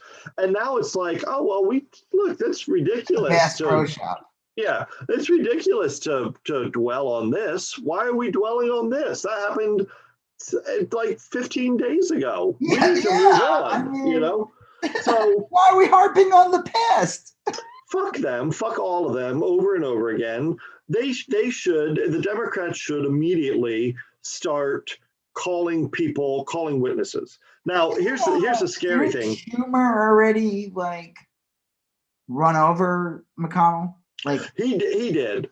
I guess there's two separate issues. The Schumer ran over McConnell based by reorganizing the Senate, and he said, "Look, we're not making you any promises. It's the same deal as it was before when you guys were in charge. That's all we're asking. So it's the same deal for us as when you were in charge. You don't get special rights. Maybe you should have won. Yeah. So winning has consequences. Right. And one of the consequences is they're pushing to have Puerto Rico and DC named states, which would be. Fuck it. There's more people living in DC. Yeah. Someone point out more people live in DC than Wyoming. Why does Wyoming get to have 2 senators and DC doesn't? Yeah. I'd break the filibuster tonight for that. I'd say, hey, DC's a state starting tomorrow. Well, the problem with the filibuster is you got 2 Democratic senators that are dipshits. Yeah, that is true. Is one of them, but people feel like Schumer could talk to him. And then the other one, which is proven to be really weird. She's Cinema. Fucking weird. Cinema. Yeah. I don't know what her deal is. She's because I remember watching even Trump's last State of the Union. Yeah. And there was something that he it's usually when he says something, of course all the Republicans stand up and clap, and the Democrats do, but there was one specific very pro corporate thing, and Cinema was up there clapping, and I was I don't know what their deal is. I mean, listen, I'd rather have her in there than that Blackwood. What was her name? Blackburn. McSally. McSally. Yeah, McSally. I'd rather have her in there any day than McSally. But why would you not get rid of the filibuster? Yeah. What's right? You think people in Arizona are not going to vote for you because you? I get why you wouldn't, because ideally, the filibuster is good, but they've broken those rules over and over again. The Republicans broke them to get those Supreme Court justices. Yeah, they've used the. Why do we need the why are they able to get rid of the filibuster for things like Supreme Court? But yeah, because McConnell's I got what I wanted. It's just so. But I mean, why can't they keep the filibuster? But for when Schumer feels not allowing it, McConnell did. Why can't they do that? I don't understand why. How is McConnell able to ignore the filibuster when they were in power? Well, they only ignored it for judicial nominees. So does that mean Schumer can too? Oh yeah, that ship has sailed. So Schumer can. They can get any judicial nominee they want. Wasn't that what's his face supposedly did that? He was a Democrat from Harry Reid. Yeah, Harry Reid started it with regular judges, I think, and then McConnell started doing it with Supreme Court judges, and now they're talking about doing it with laws, and that would be an escalation of the removal of the filibuster. I don't know. I do know that the crux of this is that it doesn't look like Trump is going to get convicted. At first, it looked like, we might get 17 Republican senators to vote to convict Trump. Well, why would they? They're not going. Yeah. You know where Kevin McCarthy, the GOP leader, is tonight? Hell, I don't know where. Mar-a-Lago. Yeah. He said that, didn't he say recently that everyone's responsible for the... Yeah, we're all responsible. Fuck you. Okay. Yeah, I'm responsible for this. Yeah, it's, oh man, I got to really look deep into my heart. And that tweet that I sent out that one time is the reason. Right. Well, Kevin McCarthy is in Mar-a-Lago meeting with Trump, and... What? I don't know. There was just a news report that came over the thing tonight that said he went down to Mar-a-Lago. So protective of Trump. This is this guy's a buffoon, no, but I mean, it's what does he have on these people? This is Are the Republican Party, like, are they afraid that if they convict him that no one will ever vote for them again? Well, The party I will know completely fall apart, and then that's it. Is that what we've seen to be true? I think what we've seen to be true, that's indisputable, is there's a bunch of Republicans that are super into Trump, and a bunch of Republicans that are willing to ignore the dangers of Trump to keep power. They're all on the same. The key ingredient is if you got Trump, you got them all. If you get rid of Trump, you get rid of some of Trump's voters. They need them all. They need all their voters. And they especially need them in places like fucking Rome, Georgia, where you have some shithead like Marjorie Taylor Greene sent to the Congress, and they need them in Kansas, and they need them. They need these people. They can't quit them. Well, the thing is, the whole thing is, like they said, Trump is like low-hanging fruit. If you can't impeach Trump, then the next person that's worse than Trump will get away with it. Half these Republicans you gotta set a precedent. Yeah. What? Half these Republicans voted to impeach Bill Clinton over the blowjob. Half the sitting ones, like that are still there. And now they're like, well, Trump's insurrection speech and constant lies and this, that, and what, they don't amount to impeachable offenses. It's just shameless, and it's cynical, and it's, I don't know. I mean, the reason why they could get away with it is because they, over the past 40 years, manufactured a right-wing media machine that has hypnotized more than a large portion of the population, where they can control and dictate the story. So I think it's gotten to the point now where you got really just like a right-wing media machine. And it's kind of separate from the other media. See, the reason why people had a real problem with Fox News back in the day, especially in the early years of Bush, was that it was so transparent, but people were still treating them like a real news network. Yeah. And if Fox reported it, then other networks would pick up on that story. And then the Fox Republicans and everything were able to dictate the narrative on everything, because MSNBC would carry the story, CNN would carry the story. But now that things have gotten so divided, CNN and MSNBC are not going to pick up that story from Fox that quickly. They're going to look into it more. Right. But the problem is now it's not just Fox anymore. Now you have Newsmax, you have CNN. Yep. The Nazi Weekly. You got these like legitimate right-wing sources like Goebbels Daily. Yes, yeah. Führer's Home Journal is a big one. Oh man. The Popular Eugenics, which is Popular Eugenics, which is a very reliable source. But I mean, like, they can get away with it. Yeah, that's true. And so these right-wing senators and stuff, they will, I mean, they got to go up on CNN once in a while, Yeah, yeah.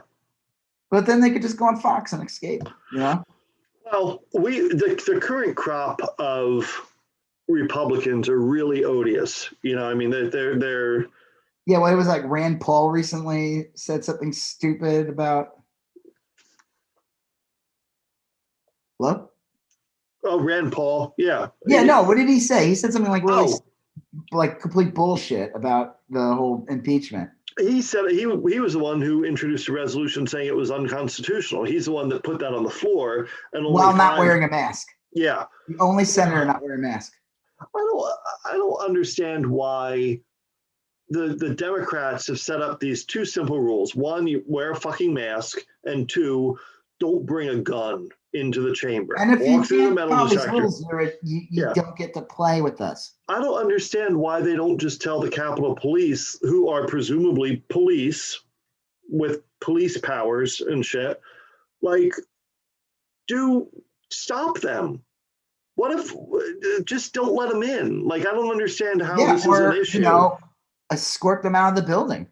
Yeah, just say, look, I'm sorry. You don't have to arrest him or mace him or anything, but like, I think you should have maced him. That'd be hilarious. I would, yeah. Rand Paul's neighbor is now the Capitol Police. Right. He's the chief of the police. The Rand Paul. Right. And all of his officers have been issued nunchucks or something. You're just probably equally as shitty of a person. Probably. I mean, he lives next to Rand Paul. A shitty person take out another shitty person. It's like, Godzilla fights like Dore. Yeah. You want Godzilla to win, Right. But these are real, like, terrible people. I know we were kind of like going through this, but they're not going to impeach Trump. And tonight I saw, like, Tim Kaine, who Tim Kaine wants to not impeach him anymore, wants to censure Trump instead of convict him. I don't know. It's just sucks.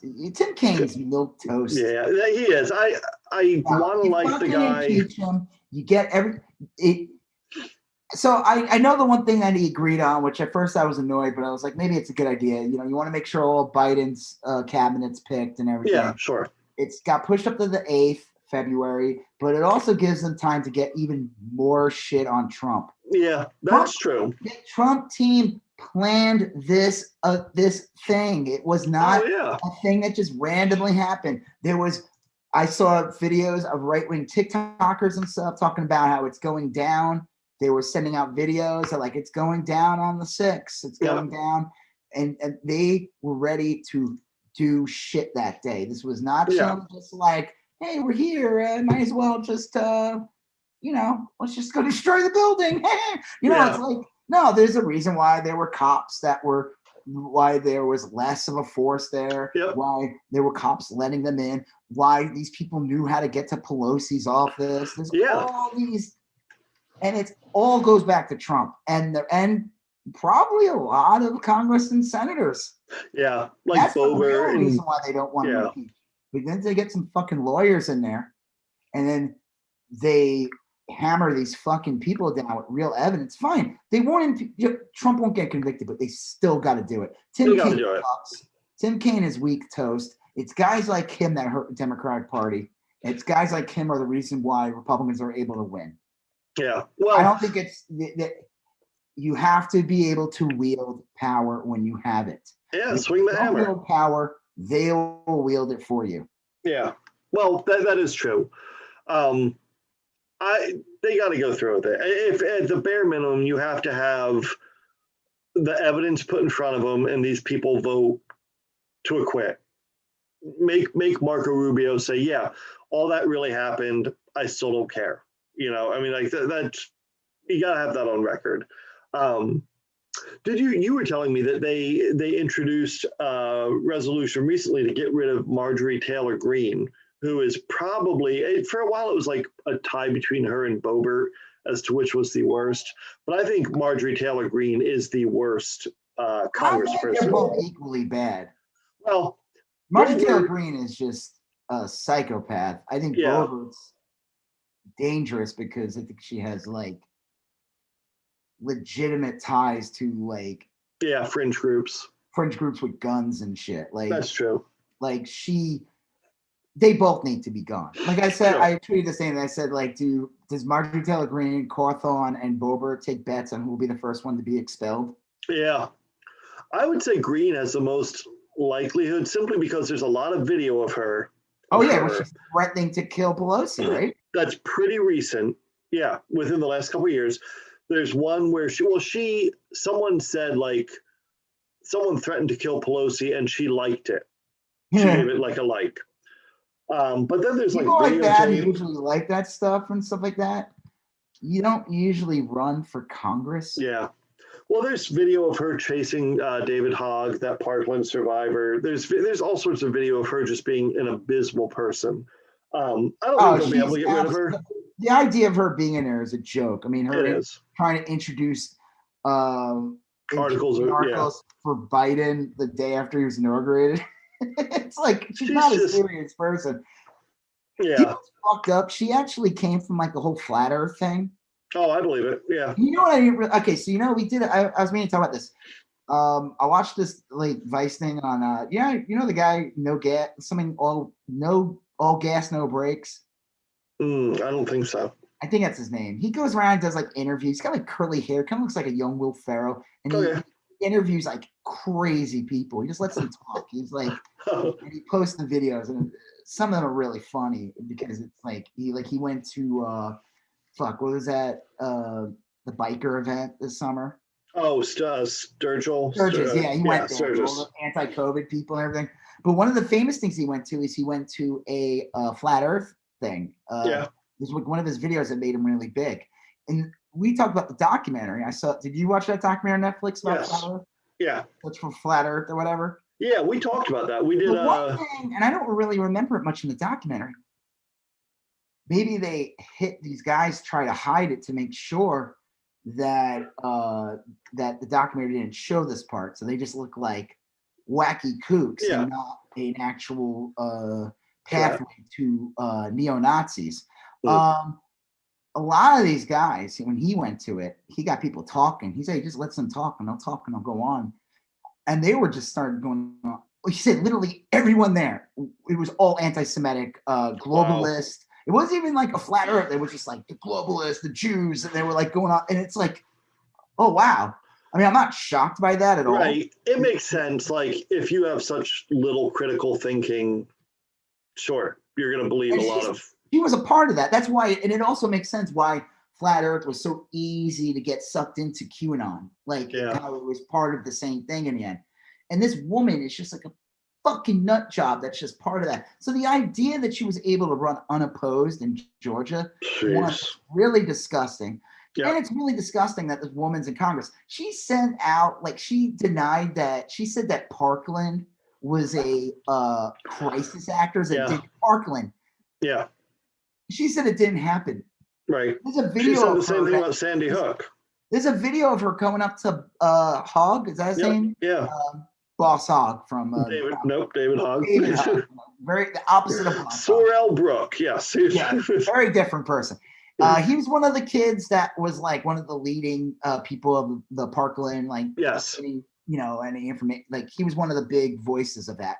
And she's just like going up to him, harassing him and accusing him, like this is a fake opera. Like this insane video. It's crazy. You seen it of her harassing him? Yeah. I'm like this. I retweet. I'm like, oh, it's a good thing this woman didn't get into like Congress. Oh, never mind. Yeah, right. There's all sorts of videos of her. She's a clown, and she is the kind of person that like straight up shits her pants and then is so proud of herself. Like just big beaming smile. That's good, PM. She is. She'll like she's just so proud of her like ignorance and lunacy and but I heard she's a hugger. Well, Boebert's the same way, Boebert's is like so proud of being willfully ignorant. She I don't know. He was the one that was tweeting about the $15 an hour thing and like how when she was young. Oh, when she was younger, like I forgot what she was comparing it to, but it was like it made no sense. It was like, why you shouldn't why these people don't deserve to make $15 an hour or something. I was like, what? It was just like nonsense.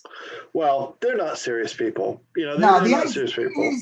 They are literally the disease that was the rot that was left behind. Yeah.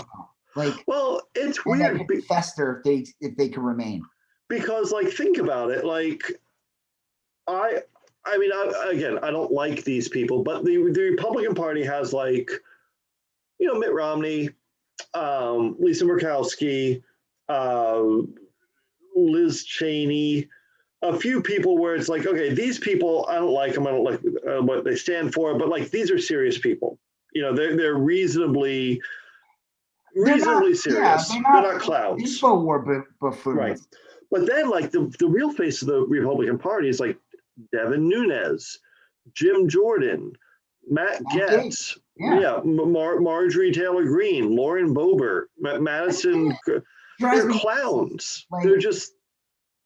The media, especially like the more centrist media and stuff, they'll pull this bullshit where they'll be like, well, Marjorie Taylor Greene and Boebert and them, they're just like a reaction to the Democrats allowing people like AOC and the Squad take over. No. It's like night and day. all those members of the squad, even if you hate their policies, they're serious people. Yeah, they're serious people. And they're serious about like helping their constituents. Yeah, they do their homework. They're serious about helping the country grow. These people, Martel Greeno, they're not there to. I don't know what the fuck their purpose is. They're there to like. They're grifters. They're there to like. Yeah. Suck away time and. If you ask any of them what they plan on doing, it's like, I plan on stopping Biden. That's it. That's their plan. What's your agenda? So I'd like to think it eventually catches up with them. You know, I mean, like eventually people are like, they realize hopefully that these are unserious people, but. Well, what could they do to get rid of Boebert? Not Boebert, Green.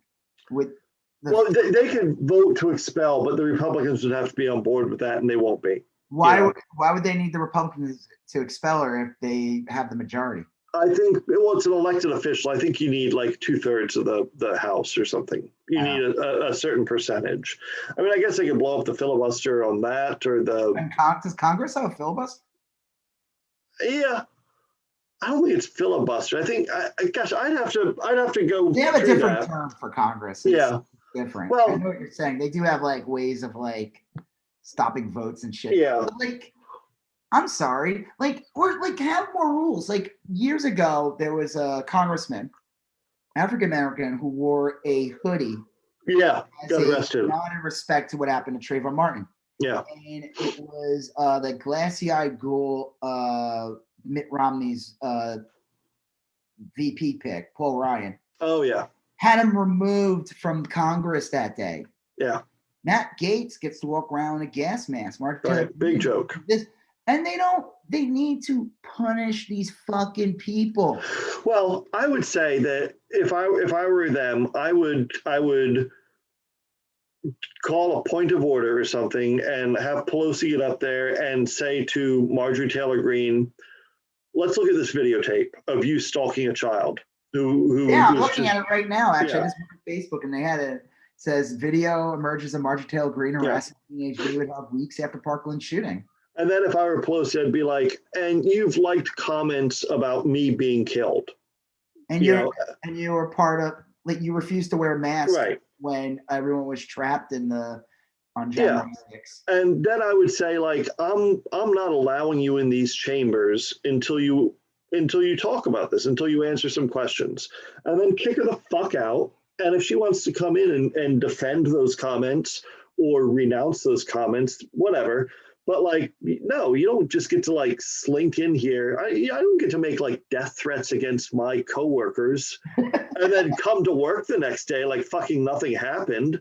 You know, someone HR calls you up and they're like, hey, we hear you threatened to kill Bob. You know, like we should talk about that before you and Bob go to lunch. You know, that's bullshit. So I don't know.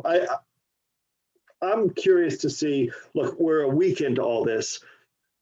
Schumer just got the reins of the Senate. Yeah, literally like Monday. Yeah, let's see what happens over the next week. And it is early. I know it's funny. It's like it feels like it's been longer, but it really hasn't. No, it's been like 72 hours. It's been a week for the president, and he's gotten a lot done in that week. Probably, I would say, more than Trump did in his 4 years, especially on a productivity level. I mean, yeah, you could say Trump did a lot, but it was like all bad. Yeah. Well, I asked to this day, people like, what did he do that was good? What did he do? Yeah. What did he do? They would say something like, oh, my 401k went up. I'm like, well, how's it now? Probably not very good. Well, I'll tell you what, my 401k on aggregate always goes up. That's just how the stock market works. You're going to have good years and bad years, but it goes up. It just goes up, you know. I'm waiting for be a lame excuse they would use. I'm waiting for a reporter to ask Biden, like, how many holes of golf he played, and Biden to say, I ain't got time for that. Does he play golf? I don't know. I'm serious. Does he? I seriously don't think he played. Like Obama, that was the thing. Like when Trump was running, he would always trash Obama for playing golf. Obama played golf nowhere near. I think he played out of his 8 years. Trump probably played. They said that Trump played more in his first year than I think Obama did in his entire 8 years. Yeah, I have heard that too. I don't think Biden plays golf, and I bet you he won't. Yeah, he's got shit to do. Set like a precedent or something. Well, we have a couple items left. I know this has kind of been a long one, but we have we were going to talk about Kellyanne Conway. Yeah, we could just let's just wrap that up. Let's talk about that real fast. So Kellyanne Conway is a piece of shit. Yes. Yeah. And supposedly she's been abusing her daughter.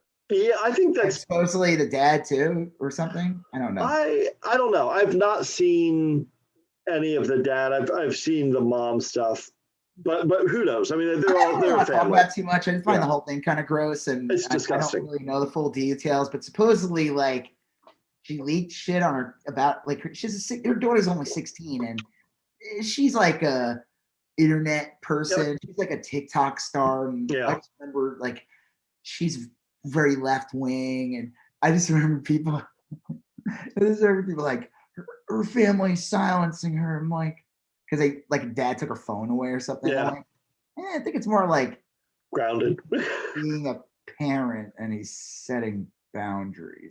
Yeah. Sorry that Mahatma Gandhi won't be able to be on TikTok tonight. Right. To get your hot leftist takes from somewhere else. Well, it is spicy takes. Will just have to come from another TikTok star. It's tough. I mean, like I think the whole thing is just like very unseemly, you know. And I hope that if there's truth to these allegations, which it seems to be. I mean, I don't know, but I mean, there seems to be there's a lot of fucking video for there to be no truth to this. That someone should swing by the Conway house. Yeah, what do they call that? Child protective worker or something. Yeah, like I don't want to talk about it on the podcast. I'll tell you. We know people in Florida and stuff. They would use that like to attack each other all the time. Like, I'm gonna call Child Protective Services. It's like usually like a very trashy thing. Like, they'll do that. Like, I'm gonna have your kids taken away. Like, they do that kind of shit, right? Right. It's like all their kids should be taken away. It's not just that. Like all. But yeah, in this case, why? How come Child Protective Services doesn't come in? Yeah, you would think that that normally what you would see is a weird statement from the appropriate agency that says we're aware of the allegations, and we're conducting business as we would normally do in a situation like this. Some generic statement like that. But the real last thing, because that is kind of a gross thing. Just to wrap that part up real quick, it's gross. Whatever's going on, it sucks. It sounds awful. On top of that, like months ago during the shrining of Amy Coney Barrett, when everyone the Red Wedding, all the Republicans got COVID, and I guess she got COVID, and she got her daughter got COVID from her. That's too bad. Yeah, it's awful. So I mean, Kellyanne Conway already was a piece of shit, but I guess it's just fully cements it. It's it's an appropriate conclusion. Well, like she went on like Bill Maher like a week before that happened, and you could tell she's trying to like, it's like let's rehabilitate rehab her image so she can keep her career and become a personality that can go on all the different networks. Fuck that. You know what? Let's make her name toxic. She doesn't get to enjoy a post-Trump life. Sorry. Yeah. Well. Yeah, speaking of crappy people, the last guy was Jimmy Dore. Okay, so Jimmy Dore is one of these weird people that if I say something nasty about him, I lose followers on Twitter, which I'm like, good. I don't care at this point. Right. He's this guy who's supposedly like a leftist comedian.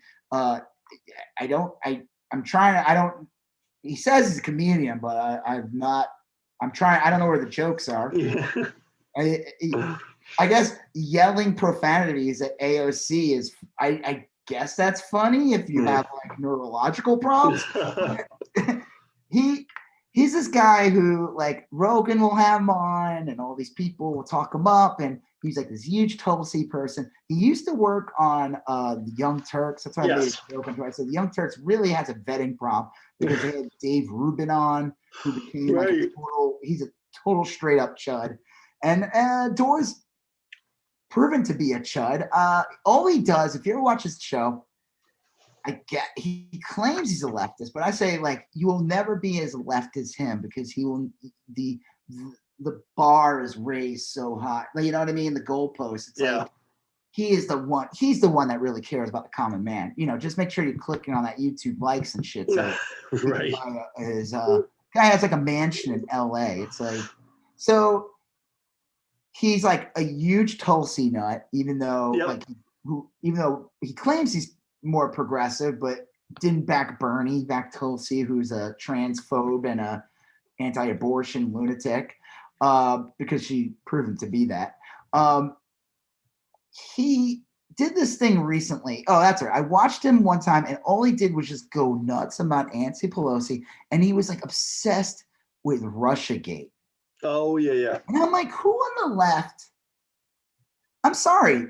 Like, Trump had weird ties to Putin. Like, it was fucking obvious. True. All you had to do is watch the Helsinki press conference. Oh, yeah. And it looked like Putin had his hand up Trump's ass the entire time. It was very weird. And that's just one example. But he would go on this long rant. And it was almost like Dore's main project was to basically make it that the Russiagate thing was not real, that it's a propped up by Nancy Pelosi and MSNBC and all the neolibs as a way to, like, I don't know what the fuck the end was. I really don't. It was like, right. What? I mean, people got arrested that were connected to that. It was real shit. And so one of those things recently he did was this thing called Force the Vote. It was where he demanded that M4A would get on the floor. And this was before Biden was inaugurated. This was when Trump was still in power, trying to win every day, trying to steal the election every day. The timing of it was very weird. The January 6th election didn't happen yet in Georgia. And it was really weird. It was all these like anti-democratic left people, like Ryan Knight and all these other people. They're like, they just trash it. That's all they do. They go on Twitter and they just trash Democrats all day. It's nothing constructive. It's literally just like, it's all these like weird anti-SJW leftists too, which I think are just equally douchebags. It's like, I'm sorry.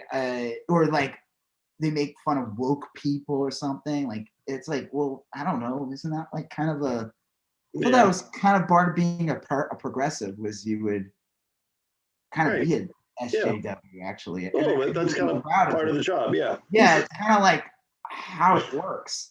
And he demanded that Pelosi and them, not Pelosi, that AOC and everything force the vote, they call it, and force the vote to make sure that AOC, and that they won't vote for Nancy Pelosi as the leader of the House unless they put a vote for Medicare for all, even though it will not go through. Yeah, wouldn't pass. There's a lot of all the Republicans will vote against it, and there's unfortunately a good portion of Democrats will probably vote against it also, and it wouldn't even make it to the Senate. And you still had Trump in the House. It didn't make any sense. All it was meant to divide the left.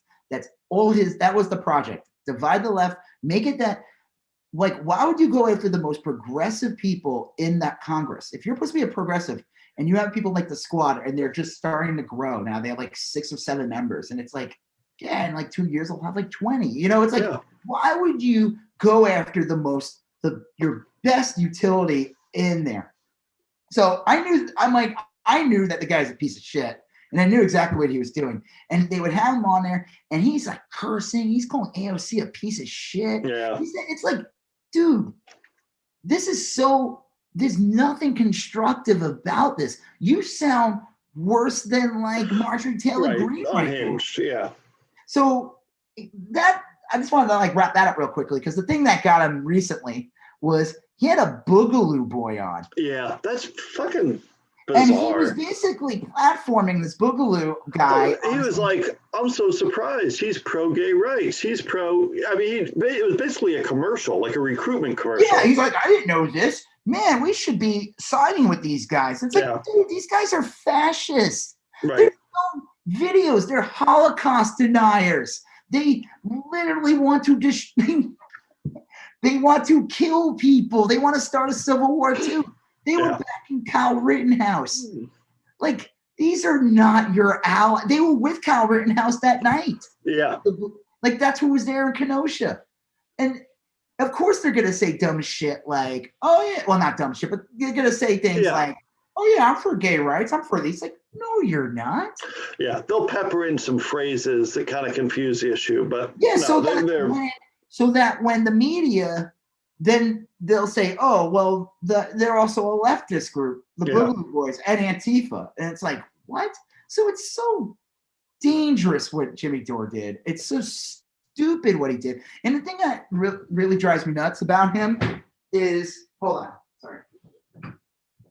The thing that really drives me nuts about him is that he gets to claim he's a leftist or a progressive. So what he does, he goes on Tucker Carlson a lot. Yeah.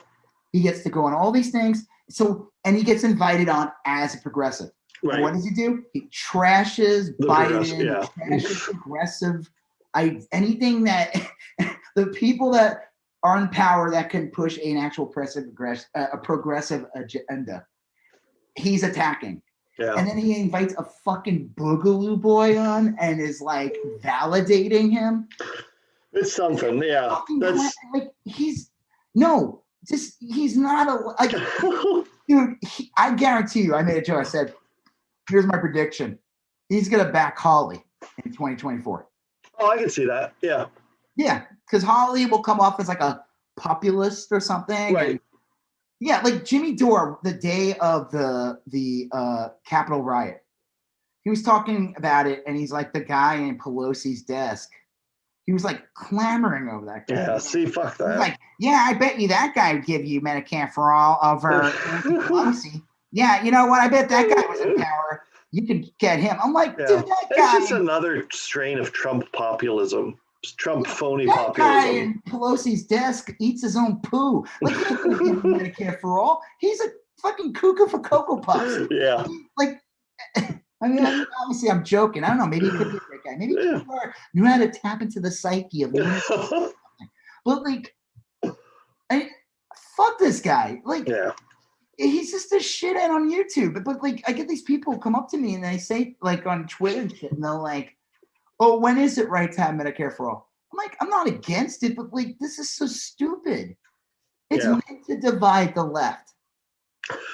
Well, I think Biden's executive orders and his agenda is meant to counter that. You know, it's not falling for those traps progressives normally fall for. I think he's marching forward. Owl, saving the owl and the one tree and watching. Well, I think he's marching forward with a good, popular, progressive agenda. And knock on wood, people like Jimmy Dore and the Tulsi and the rest of them become less and less relevant because people will see good policies coming from good decision making. The one good thing about Dave Rubin was after it got to the point where he could never claim that he was a former lefty anymore, that he was just a straight up Trump supporting right winger. That's what he is. He can't go on TV now anymore and do that. Problem is, you get assholes like Jimmy Dore, and then Joe Rogan talks him up. I remember Joe Rogan will list his like left people, and he's like, "Well, I have Tulsi on and Jimmy Dore." I'm just like racking up. I'm like, "Fuck you!" The problem is, you get these like naive, stupid people to watch, and they're like, "Yeah, man, Jimmy, Joe Rogan really he's got like this huge diverse thing, and he talks to everyone." Yeah. No, he doesn't. They all have the same agenda. Yeah, fine. One is like doesn't want to stone gay people, and the other one does, but they both want to. It's like in the Blues Brothers when the Blues Brothers are like, "What kind of music do you play here?" And the band is like, "Well, both kinds, country and western." You know, it's like that's their shtick. So. So. We never really talked about it before, but the Boogaloo Boy thing made me crack up. And he tweeted this list of things, and people like, this guy's not I made a Chud list. And he was one of them. And there, I've had people come up to me now on Instagram and stuff like that, and they're like, "Dude, you were right." I'm like, "Thank you." It really wasn't. I can smell shit. I have this ability to smell shit when I see it. Like, that's funny. Yeah. Well, yeah, he is. All right. Well, this was a long one. Yeah. But you know what? It was a fun one, right? It was. Yeah. We got to talk about so many great things. GameStop. I never often talk about GameStop. Nah, we should have a GameStop episode. We kind of did. Yeah. Because we talked about it in the beginning, a little bit in the middle, and the end. So this is technically officially a game. I think GameStop, with especially how they're doing, they should sponsor this podcast. Yeah. That should be the cover art with GameStop. With Jimmy Dore. Yeah. Marjorie Taylor Greene. Cool. All right. Yeah, you do GameStop and you do a little Marjorie Taylor Greene and Ted Cruz and Josh Hawley Funko Pops. Yeah, that's a lot of work. I'm not doing that. All right. Well, on that, yes. On that note, I'm Rob Israel. I'm Joseph K. And you still going on about that. Thank you for listening to You Still Going On About That. Please like, comment, share, and if you haven't done already, please follow us on Instagram, YSGOAT, Facebook, YSGOAT, and Twitter, YSGOAT. Thank you, and have a great day.